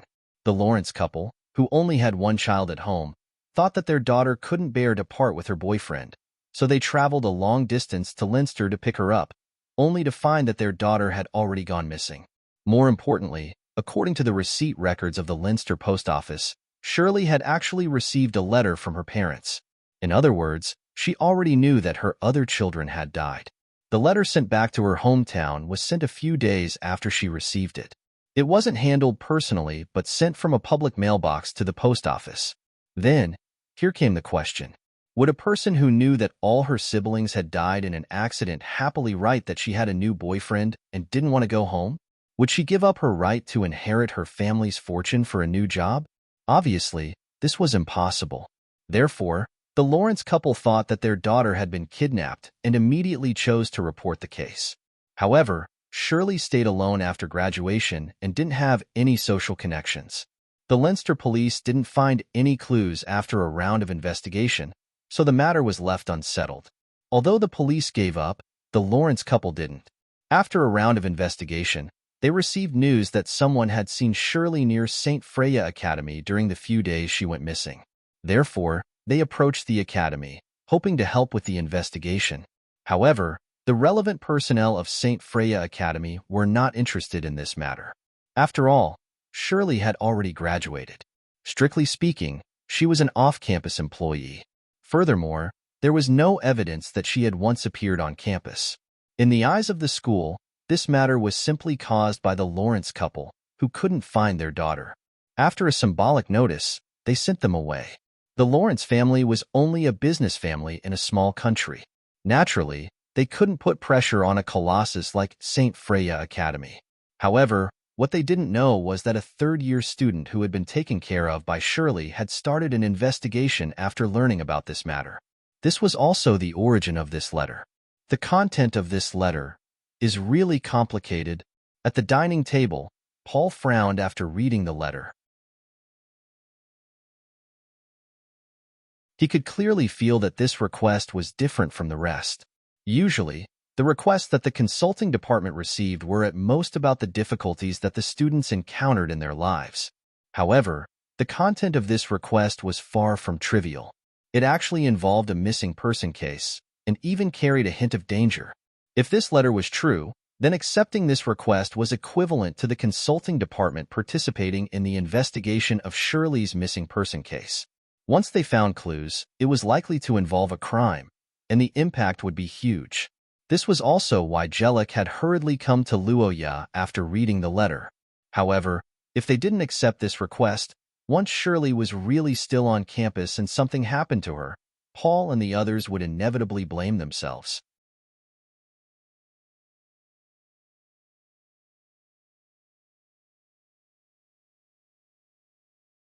Chapter 280. The blood envelope incident was an extremely vile incident, mainly because of its ending and the feeling it gave people. In the game recorder's eye in Luo Ya's previous life, The blood envelope incident was also taken seriously by Paul and others. After some discussion, they decided to use the stupidest method, which was to use the portrait to find the person. However, this person was not a student, but a coachman in the transportation network of St. Freya Academy. Compared with students who attended classes every day, coachmen were more likely to see people outside the school. In the end, it turned out that some of the coachmen had seen a woman who looked like Shirley, but because the power that the consultation department could mobilize was too small, Paul and others made slow progress. It was only a few days later when they learned the news. Next, Paul and others followed the coachman's instructions to a mountainous area in the academy. During the search, they found the Book of Truth badge of St. Freya Academy with Shirley's name on the back in the bird's nest. After finding this thing, everyone realized that something might have happened to Shirley, so after some hesitation, Paul went to see Lillian. A lost school badge was obviously insufficient as evidence that the owner was kidnapped. Paul could not use it as a reason to persuade the academy to take measures, but Lillian's security department was an exception. The special operations team of the security department was actually Lillian's personal guard. The members were generally third year, and all of them had the strength of source rank 4. They were the real elites who had followed Lillian out for experience. There was no problem in loyalty. They were the team that she cultivated for the future and the strongest armed force in the entire St. Freya Academy. Paul successfully convinced the other party with his relationship with Lillian. Lillian immediately dispatched the security department to conduct a search, and the blood envelope incident was completely exposed to the world. According to the final investigation results, the blood envelope incident was actually a cult murder that had lasted for many years. The culprit was a faculty member in the academy and more than a dozen cultists hiding in the wine cellar in the mountain. This faculty member used his position to check the student information and specifically selected non-aristocratic families like Shirley, who had many siblings, stayed alone in Leinster after graduation, and had no local social connections. He kidnapped and killed them to provide human experiment materials for the cult. In a few years, more than a dozen graduates had been killed. That's right. Senior Shirley, whom Paul and the others had been searching for, was no longer around from the very beginning. Later, they found the underground cellar of the cult's human experiments. There were no scenes of that place in the game. There was only one word to describe it: hell on earth. This incident had a great impact on a series of people, including Paul and Lillian. However, this was not all. The most infuriating and unacceptable thing for Luoya was the outcome of this incident. The sender of the bloody envelope was dead. A few days after the letter was sent, the only person who cared about the Lawrence couple, who had lost all their children, was killed. In fact, she had already been targeted in the process of running and died in the last darkness before the light. On the other hand, her murderer, the clergyman, was alarmed by Paul and the others' vigorous search and successfully escaped from the law with the cultists. The blood envelope incident was a failure. The final outcome was the death of the searcher, the death of the sender, and the escape of the cultists. Justice and justice were not upheld, and the sinners were not judged and punished. This overly real and abominable result dealt a heavy blow to a series of people, including Paul, making him fully aware of his own shortcomings. However, a game was a game. In reality, Luoya could not swallow this shit no matter what. It was purely a joke to let the heinous cultists go unpunished. Luoya had been taken care of by the cultists since he was young, and had even been assassinated. He had a huge grudge against this group of bastards. Those who should live would live, and those who should die would die. This was Luoya's goal, and his priority was the first. Save people first, then kill people.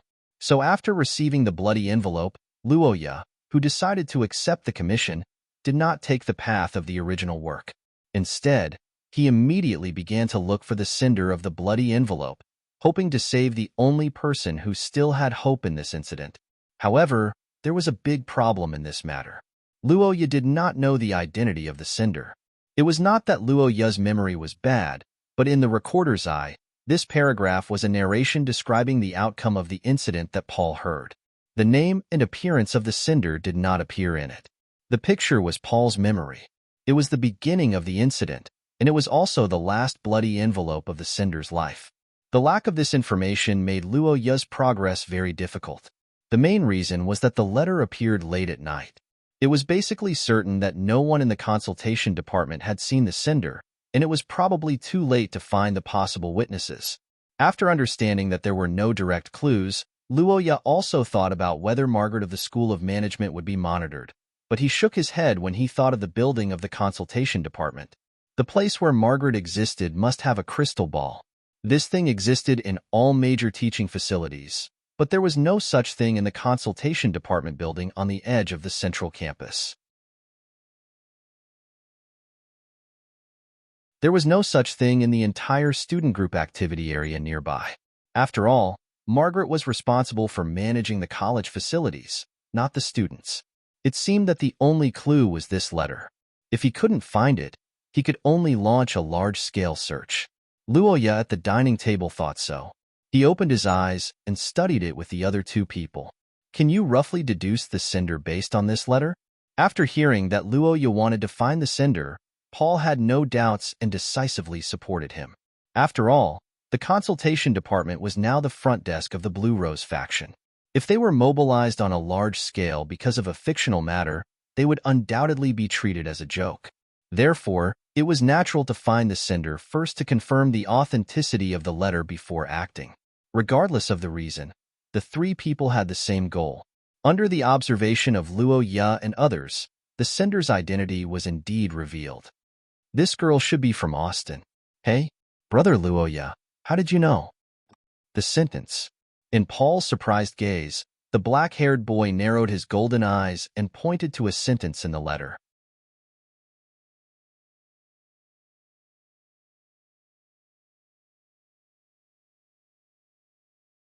Chapter 281. An hour later, on the outskirts of the school's central campus, the butterfly dance pavilion. Among the butterflies dancing in the flowers, red roses were blooming everywhere. A black-haired youth leaned on his cane and admired the beautiful scenery nearby, praising Xia Luo's foresight in choosing a place to stay. The butterfly dance pavilion, one of the famous attractions of St. Freya Academy, was located less than an hour's walk from the school's central campus. It had always been popular among the girls, but among the generations of ring-bearers, there were very few who chose it as their personal building. Because unlike Luo Ya's Ashen Hall, this building's annual maintenance cost was astonishingly high. The reason why the butterflies in the butterfly dance pavilion lived so well was because there were many pocket-sized butterfly houses in the building, and the entire garden had a temperature control barrier. The maintenance cost of these facilities not only consumed the school's allocated funds, but also required the ring-bearers to fork out a large sum of money to maintain. One of the greatest benefits of the ring-bearers was having their own personal building and training ground, and they could use the school's funds for free. But this butterfly dance pavilion not only did not save money, but also made people pay for it. This kind of situation was naturally unacceptable to most people, but Xia Luo was an exception. When she heard that this butterfly dance pavilion actually had a DVD of the Austin Empire's Rumen Forest, Xia Luo decisively chose it as her personal building. The school's suggestions were all rejected, and the school could do nothing about this young lady's willful behavior. Who told her to give so much? So this building, which was originally not reserved, was allocated to the young lady of the school's biggest financial backer, the Sorofia family. The renovation process took a month, and the entire Wild Rose faction was broken up in this month. Until now, they had not moved yet, so it was quite secluded. Luo Ya smelled the fragrance nearby and turned his head to observe the butterflies that were motionless on his shoulder. Behind him, the reddish-brown-haired girl held a blood-red envelope in her hand and carefully observed it. Dear, is this the only letter?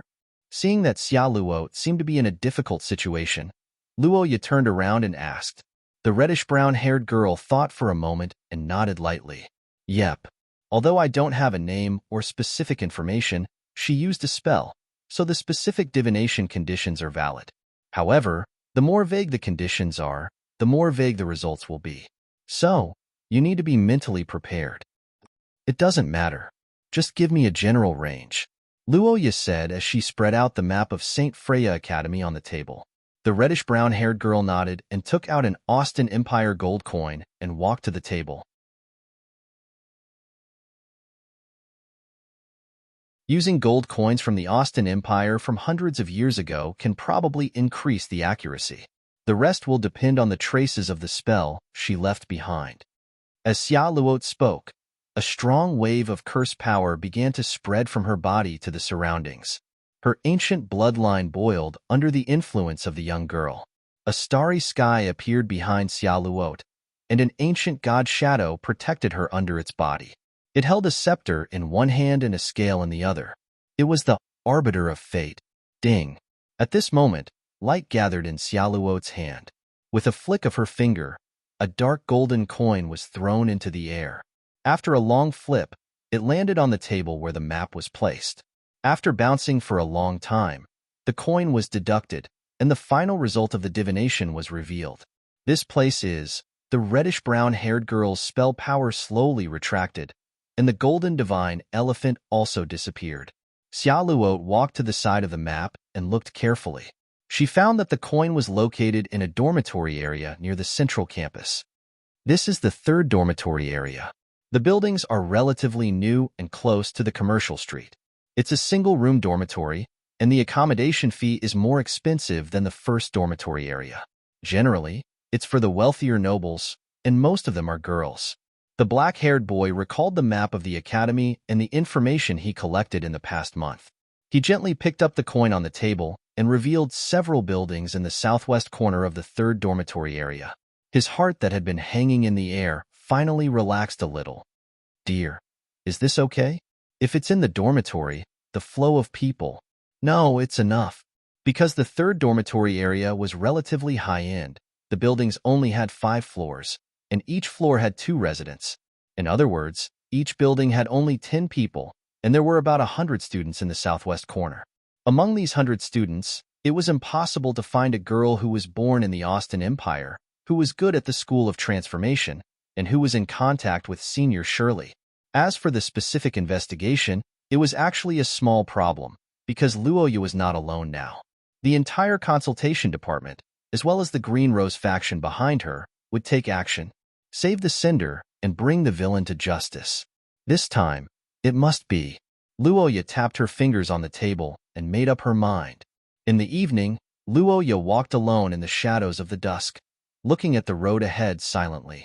After Xia Luot divined the approximate living area of the Cinder this afternoon, the members of the Green Rose faction, which Luoya belonged to, began to secretly investigate the residents in this area using various relationships and reasons.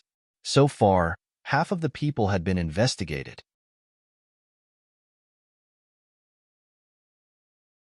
Although there were no results for the time being, it was estimated that they would be able to lock onto the target tomorrow. According to the situation of the original work, the sender was killed by the teacher a few days after the letter was sent. In general, there was still enough time left for the consultation department, so Luoya was not too anxious. Instead, he was steady in his anxiety. After handing these matters over to Paul and the others, he did not intervene. He believed that Paul, as the protagonist of the original work, had the ability to handle it well. As for Luoya himself, he began to weave a web.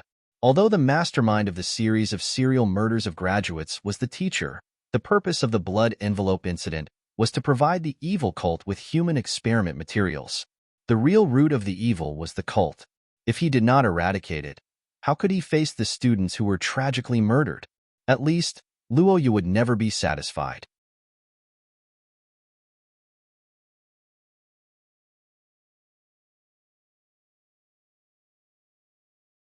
Chapter 282. In the Linglong Pavilion, which was famous for its exquisite interior decorations, a black-haired young man and a young lady sat opposite each other in the reception room. The atmosphere between them was rather solemn. Just half an hour ago, Luoya visited Lillian alone and explained what he knew about the situation. That's right. Luoya didn't go to the bird's nest in the forest to search for Senior Shirley's badge like Paul did in the original work. He came to the Linglong Pavilion without any evidence and directly laid his cards on the table with Lillian. One of the reasons why Luoya did this was that he didn't want to waste time and alert the enemy. Another reason was that he knew his advantages. People of different identities would have different weight when they said the same thing. Although this sentence was somewhat suspicious, it was the truth to a certain extent. Luoya was different from Paul in the original work. He wasn't an illegitimate child of the Austin Empire who was ostracized. Instead, he was one of the 6 ring-bearers who had the highest decision-making power in St. Freya Academy. The consultation department was no longer a small fry department, but a powerful department supported by the members of the Blue Rose faction. As long as it came from Luoya's mouth, it carried considerable weight even if there was no evidence. And the relationship between Luoya and Lillian was no longer one of Paul's request for help in the original work. Instead, it was a collaboration. Luoya's consultation department would provide specific information on the possible hiding spots of the cultists and provide some support. The Nazis' special operations team would be the main force in the encirclement and suppression operation. This was the cooperation plan that Luoya proposed. Originally, dealing with cultists should be the specialty of the Saint Maester theocracy. But due to the fact that most of the Nuwa students were in their first years, most of them were still at level 5 of the source rank, which was a whole level lower than Lillian's Nazi elites. This difference in combat strength made Luoya decide to give up. The reason was that this time, Luoya was pursuing a complete victory. That was his goal from the start. On the other hand, this matter was also within the Nazis' responsibility. They received a lot of resources from the academy, so it was their duty to ensure public safety. Luoya thought as she held the teacup, silently waiting for the girl's decision. After a detailed consideration, the black-haired girl finally nodded slowly. I understand. I will personally lead a team to the vicinity of Foster Station and launch a quick attack on the cultist hiding spot. I see. I didn't expect Senior Sister to believe me so quickly.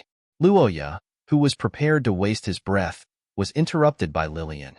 He couldn't help but turn to her in surprise. Upon hearing his question, Lillian nodded calmly. Although there is no evidence, I don't think you would lie about such a serious matter. Her Royal Highness calmly stated the reason for her trust in him, and Luoya couldn't help but smile. However, what Luoya didn't know was that along with his brilliant smile, Lillian's body couldn't help but pause for a moment.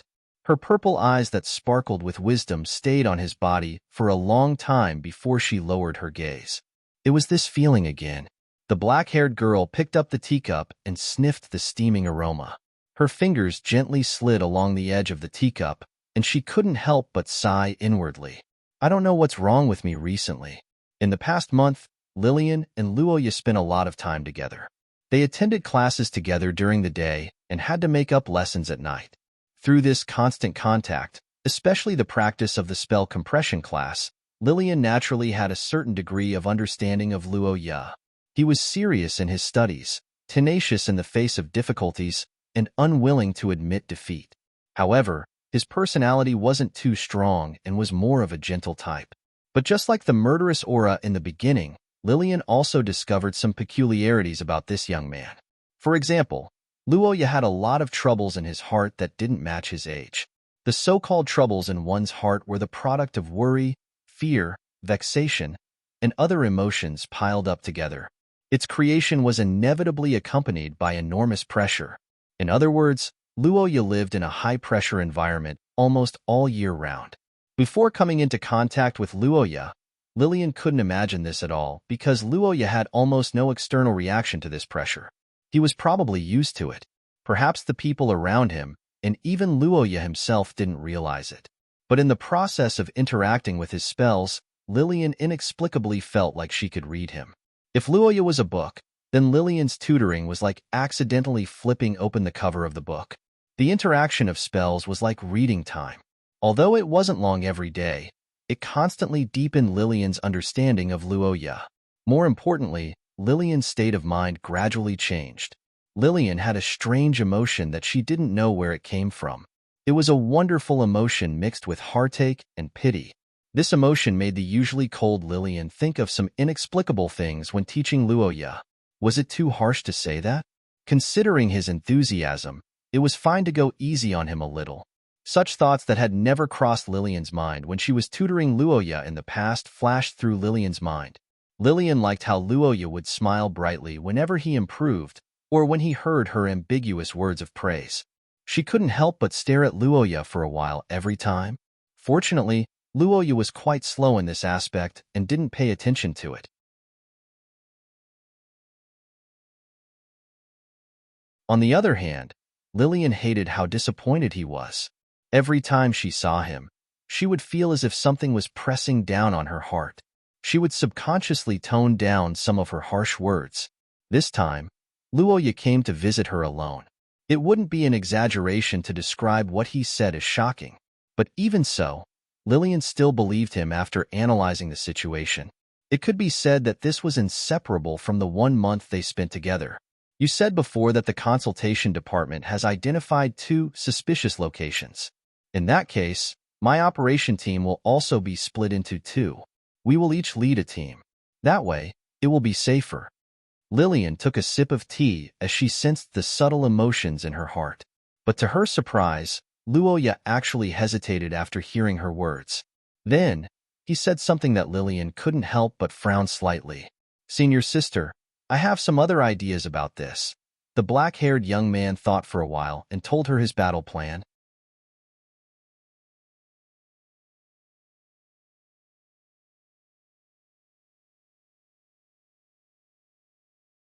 Chapter 283. Murtisani, a third-year girl. She wasn't tall, had a slightly thin figure, and had black hair and blue eyes. Her appearance was typical of the Austin Empire. St. Freya Academy was an academy where more than half of the nobles in Shia gathered.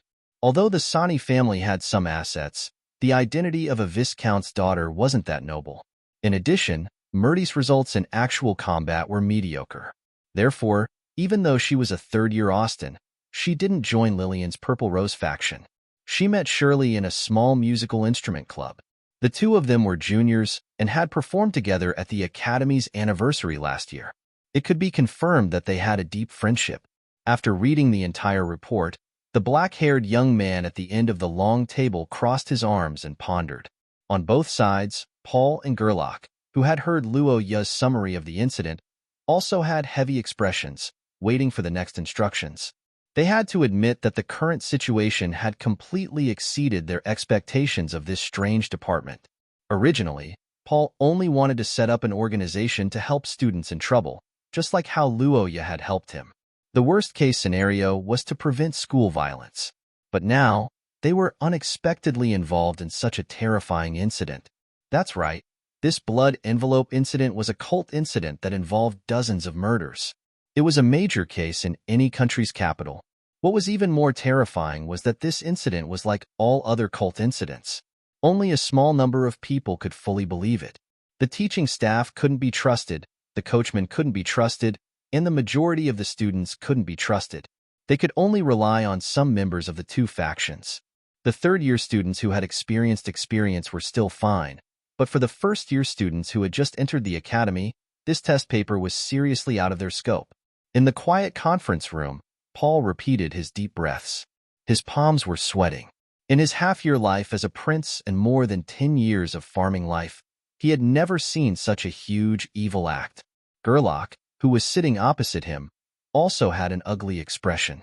The reason why the 2 of them were able to remain calm was largely because of the black-haired young man in front of them. After discovering their situation, Luoya opened her golden eyes and calmly persuaded them. Remember, don't panic when you encounter something big. It's useless to panic. Looking at the immature Paul in front of him, Luoya understood in his heart, but he also knew that this was something he had to go through. A truly strong person isn't someone who doesn't know fear, but someone who can overcome fear. A truly noble person isn't someone who doesn't know evil, but someone who can resist evil.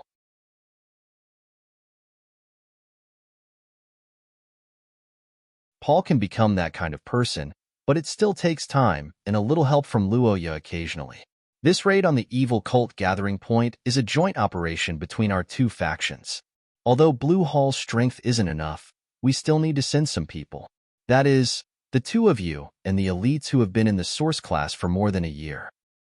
To all of you, my only request is for you to be safe. How many of you go must return? Don't fight with Purple Rose for credit. We have worked so hard for so long. Our only goal is to see justice be served. Nothing else is important. In terms of the combat power of the team, Your level has already far surpassed that of an ordinary judgment team of the Holy See. The only flaw is that you are not mentally prepared. We can't make up for this, so we might as well not make up for it. I'll just talk about my personal experience instead. Luoya stared at Paul and the others in front of him and said concisely, "Kill him, Minister. Remember, I don't care about the difference in strength. When you see the evil cult members, kill them. I don't need the evil cult captives. What I need is for you to come back alive. If anything happens, I will bear the responsibility." Brother Luoya. Hearing the young man's words, Paul and Gerlach understood the style of this operation. They were moved.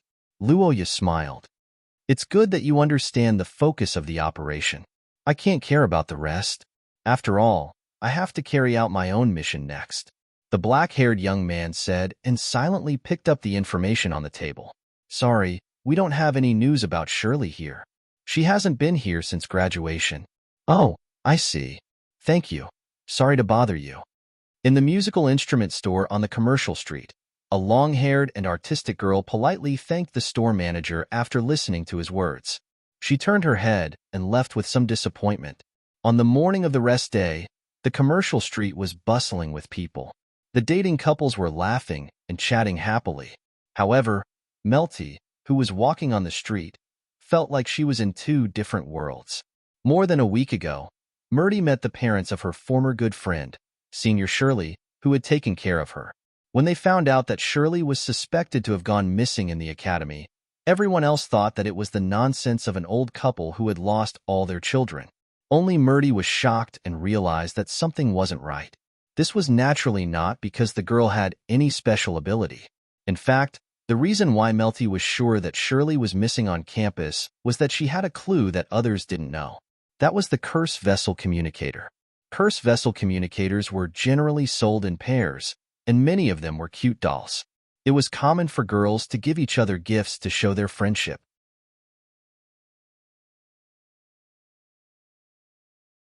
Shirley once received a communicator from Melty as a gift. It was a rather cute cat-style communicator. When the two parties were in the communication range, the doll's eyes would light up, and it would meow when it received the communication. Melty clearly remembered that one night after the start of the new semester, the cat's eye stone did light up for a short period of time. That time was around Shirley's disappearance. The girl was sure that Senior Shirley had indeed come to the college. However, there was no conclusive evidence. It was impossible to convince anyone with just one side of the story. For the friendship in her heart, for the Lawrence couple who lost their child, the righteous Melty launched an investigation alone. It had been more than a week so far, but everything was not as she wished.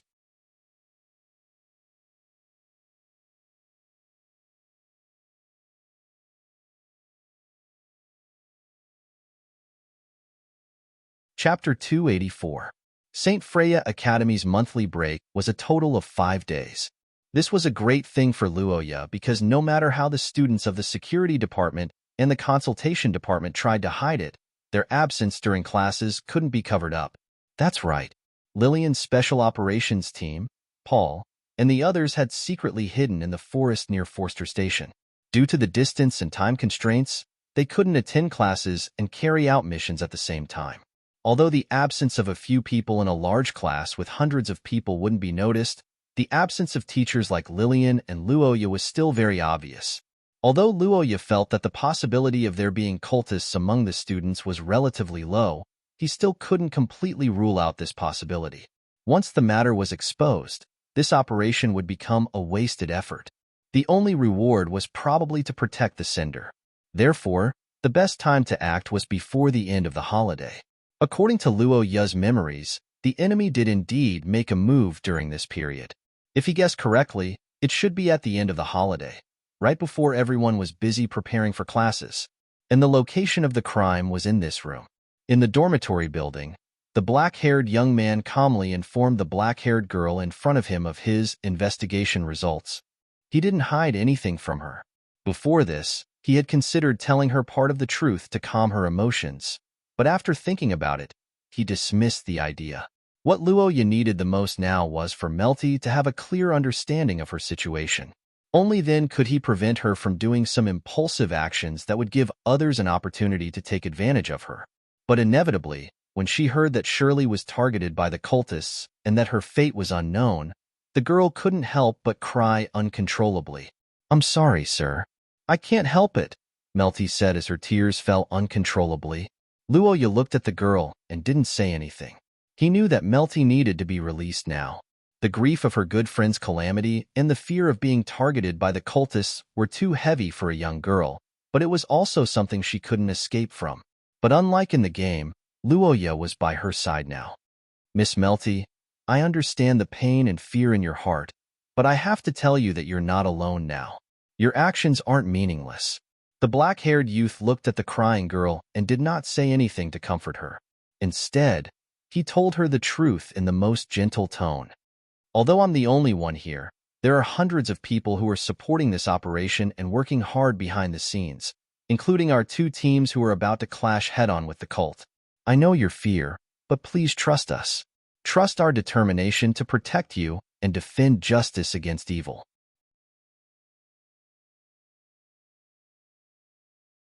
Senior Shirley's tragedy is heart-wrenching, but what you've done isn't in vain. Because of your kindness and integrity, we've learned of the numerous crimes that the enemy has hidden in the darkness. Countless people will be saved because of this, and the deceased will also be able to rest in peace. Miss Melty, you can be proud of yourself. At least, you didn't disappoint the name of St. Freya Academy's student. In this incident, you've done well enough. Under the youth's gentle praise, the girl finally burst into tears. The tiredness of the past few days also surged up. After a long time, Melty's crying gradually subsided. Only then did Luoya speak of his purpose, which was to wait here for the main culprit and protect her. Without a doubt, Luoya's purpose was risky. Melty could have refused, but after hearing that this was the only way to bring the main culprit to justice, the girl decisively agreed. After a conversation, the exhausted girl returned to her bedroom to rest. Listening to Melty's steady breathing next door, Luoya reached into his pocket and took out a delicate little lock. Macaron's hideout. The great curse maker, Macaron, created a hideout to escape the enemy's pursuit. When he closes the lock disguised as an accessory, no one can find him again. As for using it to observe the ladies taking a bath in his later years, that's another matter. Equipment effect. Inject curse power, close the lock, and the body will be locked in a small fault space. Restriction condition. No large-scale movement, no curse power fluctuation in the space. Price. 200,000 points. That's right. This was the first time Luoya bought the accessory-like lock at its original price since he owned the system.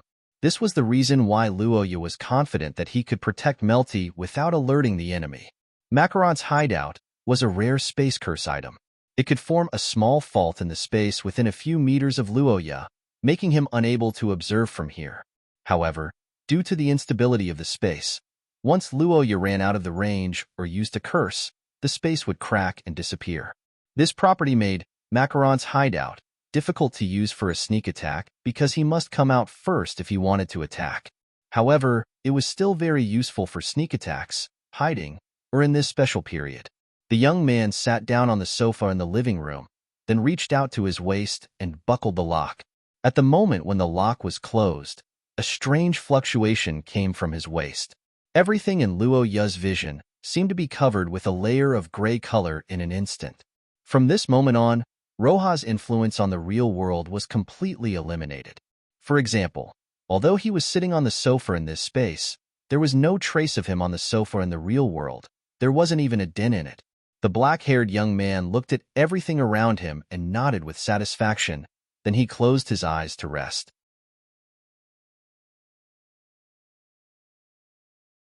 "Look at what you've done, Matthews."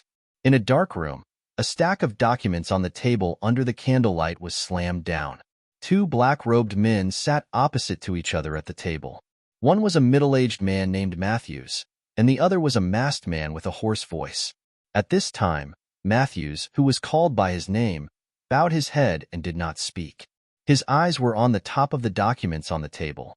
There was a portrait of a third-year female student at St. Freya Academy. Seeing Melty's portrait, Matthews thought for a moment and said with some respect, "I have noticed her, Sir Apostle. All her actions are under my control. You don't need to worry." "Under your control?" "Oh, that's why I said that you people can't do anything big. This kind of person who finds a problem should be dealt with immediately as soon as there is a sign. She has been acting for a week. What are you waiting for?"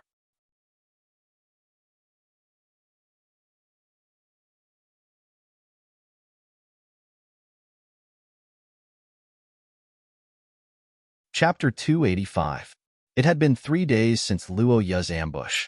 In these 3 days, Melty's life didn't change at all. According to her plan with Luo Ya, she still ran to a few fixed places every day. The commercial street, the musical instrument club, and the coffee shop were all places that Shirley had been to before. However, they were all public places with a lot of people during the holidays. Every time before nightfall, the girl would return to the dormitory with the crowd. She couldn't be alone, but she couldn't do nothing either. She had to ensure her safety and numb the enemy. This was Luo Ya's request for Melty, but it had to be said that this was a lot of pressure for an untrained young girl. Walking on the commercial street, Melty felt uneasy. Ever since Luo Ya told her the truth, the girl felt that she was being watched by someone. Although she tried her best to ignore it, the sixth sense was very serious today. A sense of crisis that was far stronger than usual grew in the girl's heart. Melty almost subconsciously understood one thing. The cultists were about to make their move. The girl's face stiffened, and her hands trembled slightly. Her friends noticed that something was wrong with Melty and asked her about it with concern. The girl was silent for a moment. Luo Ya's warning and her senior's face appeared in her mind. In the end, she resisted the fear and smirked, attributing it to the pain of her period. This explanation was reasonable and didn't arouse anyone's suspicion. Melty followed the crowd back to the dormitory and closed the door. Then, she walked to the living room and hugged the pillow on the sofa. "Master, are you there?" "I'm here." The voice echoed in the girl's ears. Melty held back her tears for a long time. The girl hugged the pillow to cover half of her face and apologized with a hoarse voice. "I'm sorry, Master. Melty was sobbing on the side, and in the dark space, the black-haired boy was sitting opposite her, looking at the frightened girl and sighing. "Hold on. I have a feeling that he will appear soon. This is the last moment." The gentle voice comforted the girl and made Melty nod slightly. After a long time, the girl wiped the tears on her face and finally forced herself to calm down. "Master Luo Ya, I'm sorry. I'm too timid." "No, you're already very brave." The black-haired boy looked at the strong girl and couldn't help but feel heartache. This tragedy really hurt too many people. Melty, who had persevered for so long, was almost at her limit. "It's time to end it." The boy held the cane thought and silently made a promise. "If I'm not wrong, there will be changes tonight. I swear to Shiya, I will protect you. There shouldn't be a problem." In the forest in the southwest corner of the third dormitory area, a middle-aged man wearing a teacher's robe coldly stared at Murty's room. His hanging heart gradually calmed down.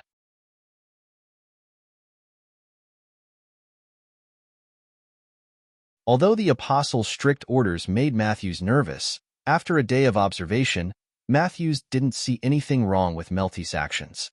From the time she woke up and left the house to the places she went to, they were all the places she had been running around for the past few days. Although she had returned to the dormitory a little earlier these 2 days, that was nothing. As a student, she had been running around under the pressure of the academy for a week without any results. She didn't dare to feel tired or nervous. On the other hand, because the apostle was afraid of the new student, Matthews took the time to observe the so-called consultation department. However, the results made him feel less nervous. In the past few days, the so-called consultation department had students from the Purple Rose faction coming to cause trouble. Facing the third-year members of the Purple Rose, the first-year members of the consultation department were afraid. It was said that the 2 permanent deputy heads didn't dare to come. Every day, they stayed in the station to discuss countermeasures with that Luo Ya Akat.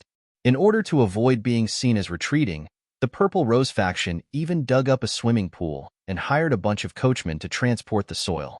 This kind of cowardly behavior made Matthews laugh. What Akat family? Isn't it just a noble family from the theocracy? How oversensitive. After his observation, Matthews did not care about the apostles' reasons for urging him. In his opinion, the apostles were once bitten, twice shy. The Akkad family might have been a threat to them in the past, but that was all in the past. Fierce in one generation. How could they be fierce in the next? In the past few decades, Matthews had never heard of any big news about the Akkad family. He didn't know much about them and had no interest in them. In his opinion, Leinster was the place with the highest density of extraordinaires. Any random scholar family would be much more powerful than them. Luoya was just a talented kid with a level 4 source. What could he do? Moreover, he was now being suppressed by the Purple Rose. The relationship between the two parties had worsened because of the confrontation before school started. He, who was in the academy, had seen it with his own eyes.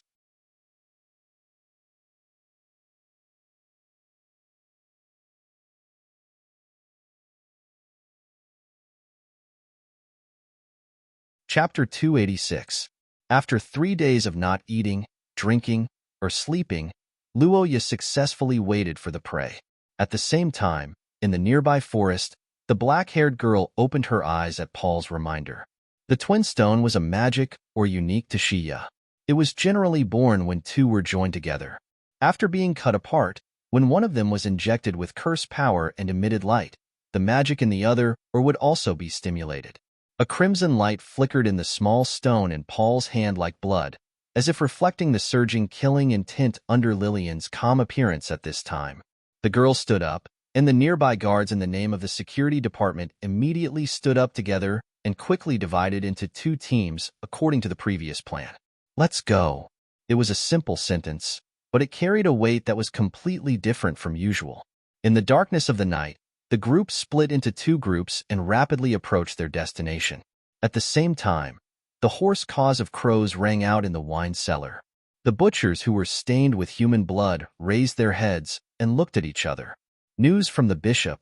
There's a situation. Evacuate according to the plan. With the announcement, the cultists were busy, but they didn't know that everything was already too late. Screams. This was the sound that the soft-hearted Luoya disliked the most in the past because it represented pain. When it appeared, it represented suffering and was often a harbinger of bad things.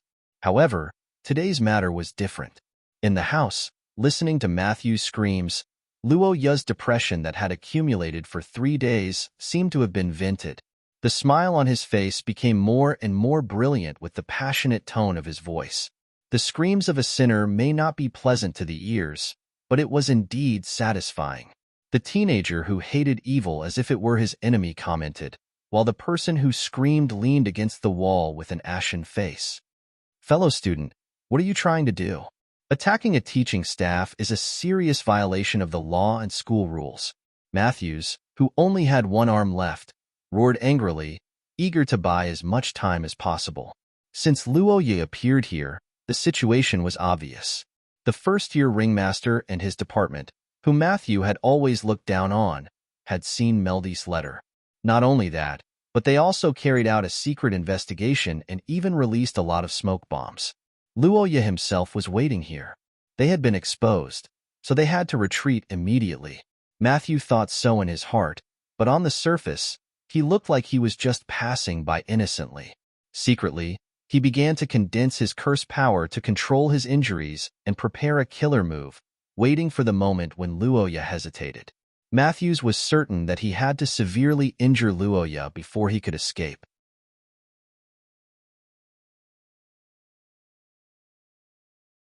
This was because he had seen part of Luoya's battle when he first entered the academy. This was also the reason why he did not rush out of the room. Outside the dormitory was a forest with no mountains or rivers. Once they reached an open area, Luoya's Goulandaire would be able to unleash its full potential. Matthew didn't want to race against the huge skeleton on flat ground. That was undoubtedly a dead end. I'm just a teacher on patrol. I came in to take a look after noticing a strange spell fluctuation in this room. That should be why you're hiding here. What are you trying to do? With this thought in mind, Matthew asked the young man in front of him in a righteous manner. Under his realistic acting skills, Luoya seemed to have really begun to hesitate. After a short silence, The black-haired young man's face flashed with surprise. He hurriedly asked, "You're a teaching staff of the academy? Do you have any evidence?" "I have a teaching staff ID in my pocket. I'm Matthew Scholar, the director of the Student Information Office. You're Luoya, right? I know you're Minter. I'll never let this matter go." "What? You're not a cultist who came to take Melty's life?" This is a misunderstanding." The identity of a teaching staff played a big role at this time. The black-haired young man seemed to be really stunned by Matthew's mixed words. He was stunned at first, then he waved his hand in a panic. He eagerly explained while injecting his curse power into the cane. "I heard that this student was targeted by a cruel cultist, so I came to wait for her. I didn't expect to alarm my own people. This is really an unfortunate accident. Teacher, let me treat you." The black-haired young man picked up the cane with an apologetic expression. His face was full of guilt and sincerity. Matthew looked at the young man, and then looked at the cane in Luoya's hand. He could not help but be shocked. What a strong vitality aura. Although Shiya's curses and treatment methods were many, most of them had their flaws. For example, the Vatican's curses would divide a large part of the curse power to purify the body, and the human manipulation system's flesh and blood manipulation could easily cause the body to grow crooked. Only the form of vitality replenishment was the safest and most reliable treatment. Such an advanced treatment method must be very effective. Matthew, who had lost his arm and was in unbearable pain, thought so. His eyes lit up, and at the same time, he could not help but sneer in his heart. After all, he's just a kid. An idiot with strength but no experience. He panicked after a little scare.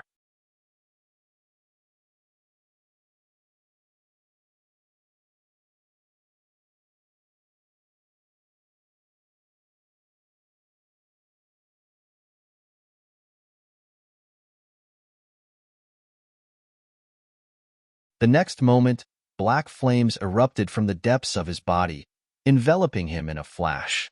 "Ah, Matthew!" Luoya suddenly took a step forward, but it was too late. Matthew screamed in front of him, twitched slightly, and then died completely. His dying body quickly turned into a pile of bones in a few seconds. He was dead. Matthew's died just like that. Luoya stared at the pile of smoking charred bones in front of him. His eyes widened in disbelief. As a heinous cultist, Matthew's death was not to be regretted, but he should have died after receiving a fair trial, or after confessing information about other hidden cultists, rather than in this situation. Damn it! Matthew, who was about to become a witness, had died. This made the black-haired young man furious. It was obvious that he had been silenced without even knowing that he had been tampered with. It should be Matthew's words that triggered this spell, but can't you say it faster? At the very least, he should finish his sentence. 400 years ago is just a point in time. What can I know? Even if I say one more word. Luoya gripped his cane angrily, but there was nothing he could do. He stared at Matthew's bones for a long time with a gloomy face, but in the end, he could only give up. Half an hour later, a black-haired teenager stepped down from the carriage at Forster Station. It was Luoya who had just dealt with Matthew's side. After returning to the third dormitory area and confirming that Melty was safe and had been protected by the members of the consultation department, Luoya immediately rushed to the other side of the battlefield. Now that their leader was exposed and dead, it was basically impossible for the cultists to have any reinforcements, but even so, Luoya was still a little worried. Matthew's self-sacrifice was still in front of him. The cultists could play too many tricks. Paul and others were still inexperienced. Death may be avoided, but there might be serious injuries. Luoya was here to extend people's lives. With the help of the Holy One's dagger and Paitila, he could deal with the injuries caused by the cultists in an emergency. Of course, another reason was that Matthew's words before he died made Luoya faintly uneasy. Perhaps there was something deeper that was hard to discover spying on the city and the academy. It must be an organization that was far more powerful than the Blood Sacrifice Church. Regardless, now that he had learned of this, he had to discuss it with Lillian.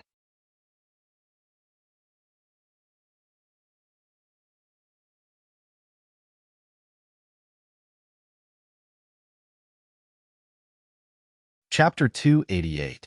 This is it, right? That hell on earth. Recalling the human test site described in the original work that brought a strong impact to everyone, Luo Ya's heart was as heavy as lead for a while. He also understood why the current situation was so weird. These security department soldiers did not cry because of casualties, and Paul and the others were not weak people who would vomit for half an hour just because of a smooth battle. They should have already gone back and forth down there. The physical disgust for these crimes and cultists, and the sympathy for the seniors who were killed, these feelings were tangled together, making these relatively pure and kind-hearted students feel terrible. Luo Ya gritted his teeth, and the hatred for the cultists in his heart soared again. He walked to the wall and patted Paul's back. The two completed the information exchange in the sound of vomiting. According to Paul, when the twin stones lit up, the action team was divided into two teams and attacked from both sides. As a result, Paul's side was luckier as they met the Blood Sacrifice Church who were preparing to evacuate. It turned out that as Luo Ya and others expected, the Blood Sacrifice Church also had the means of long-distance signal transmission like the action team. The two teams met at the gate of the manor. Paul and Gerlach, who remembered Luo Ya's order, did not say anything. They immediately launched a set of attacks and fired the first shot of the battle. However, unlike the fast combat of ordinary Transcended, the third-year security department action team was well-trained, far beyond the expectations of Paul and others. They did not adopt close combat, but they used bows and curses to restrain the enemy. At the same time, they fired curse signal flares to call for reinforcements. This set of tactics could be said to be the biggest reason why they only had light injuries in this battle. It turned out that the tactics of the security department played a great role. The Blood Sacrifice Church launched sacrificial witchcraft several times during the battle, turning some members into bloody monsters. At one point, they posed a serious threat to the action team. However, with the advantage of numbers and strength, Paul and others successfully held on until the arrival of Lillian's team. The next situation was very simple. Under Lillian's leadership, the team pushed forward all the way. Of the 28 cultists, 3 were arrested, and the rest were all killed on the spot. No, I saw it. Moreover, it's a strengthened version of the tentacle's mouth. The smell is much stronger than yours. After listening to Paul's description, Luo Ya raised his eyebrows and did not speak. He looked around and found that Lillian was not nearby. He then turned to ask Paul. After hearing Luo Ya's question, the latter looked unnatural. Royal sister. She didn't come out after going in. She even ordered everyone to leave.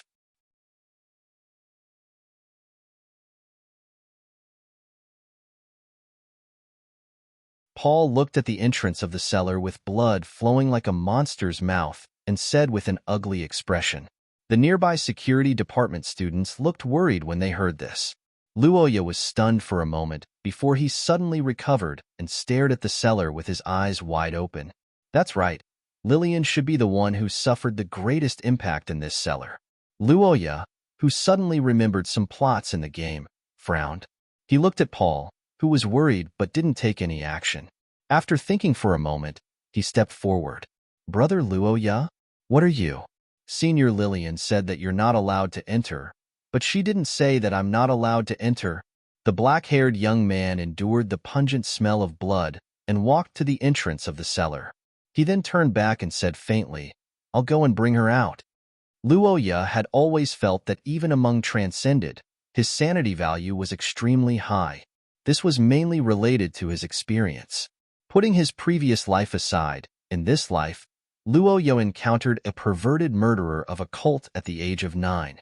The paintings drawn with human flesh and blood were extremely strange, far surpassing any horror movie. After that, after experiencing the mountain of corpses and the sea of blood in the holy capital and the horrifying alien race in the sea, Luo Ya's will could be said to have been tempered thousands of times. Ugh. However, this did not stop him from retching not long after he came down. Yes, facing the road formed by blood mixed with mud, Luo Ya's will was not defeated, but his taste system couldn't stand it anymore. He began to feel nauseous physiologically. After casting 2 curses on himself to resist the bloody storm a little, Luo Ya walked all the way down to the depths of the cellar while recalling the plot here in the game. In the game recorder's eye, Luoya remembered that this hell on earth had a great impact on Lillian. The reason was not that Lillian was too fragile, but that Lillian's body sense was very different from others. When Luoya and the others saw these disfigured and mutilated victims, at most, they couldn't accept it and couldn't bear to look directly at them. They didn't know who they were, but Lillian was different. She knew some of the victims. In the game, Lillian had nightmares for a week because of this incident. It wasn't until Paul's visit that the knot in her heart was untied. Unfortunately, the world had changed. In reality, the relationship between Paul and her was far less close than in the game.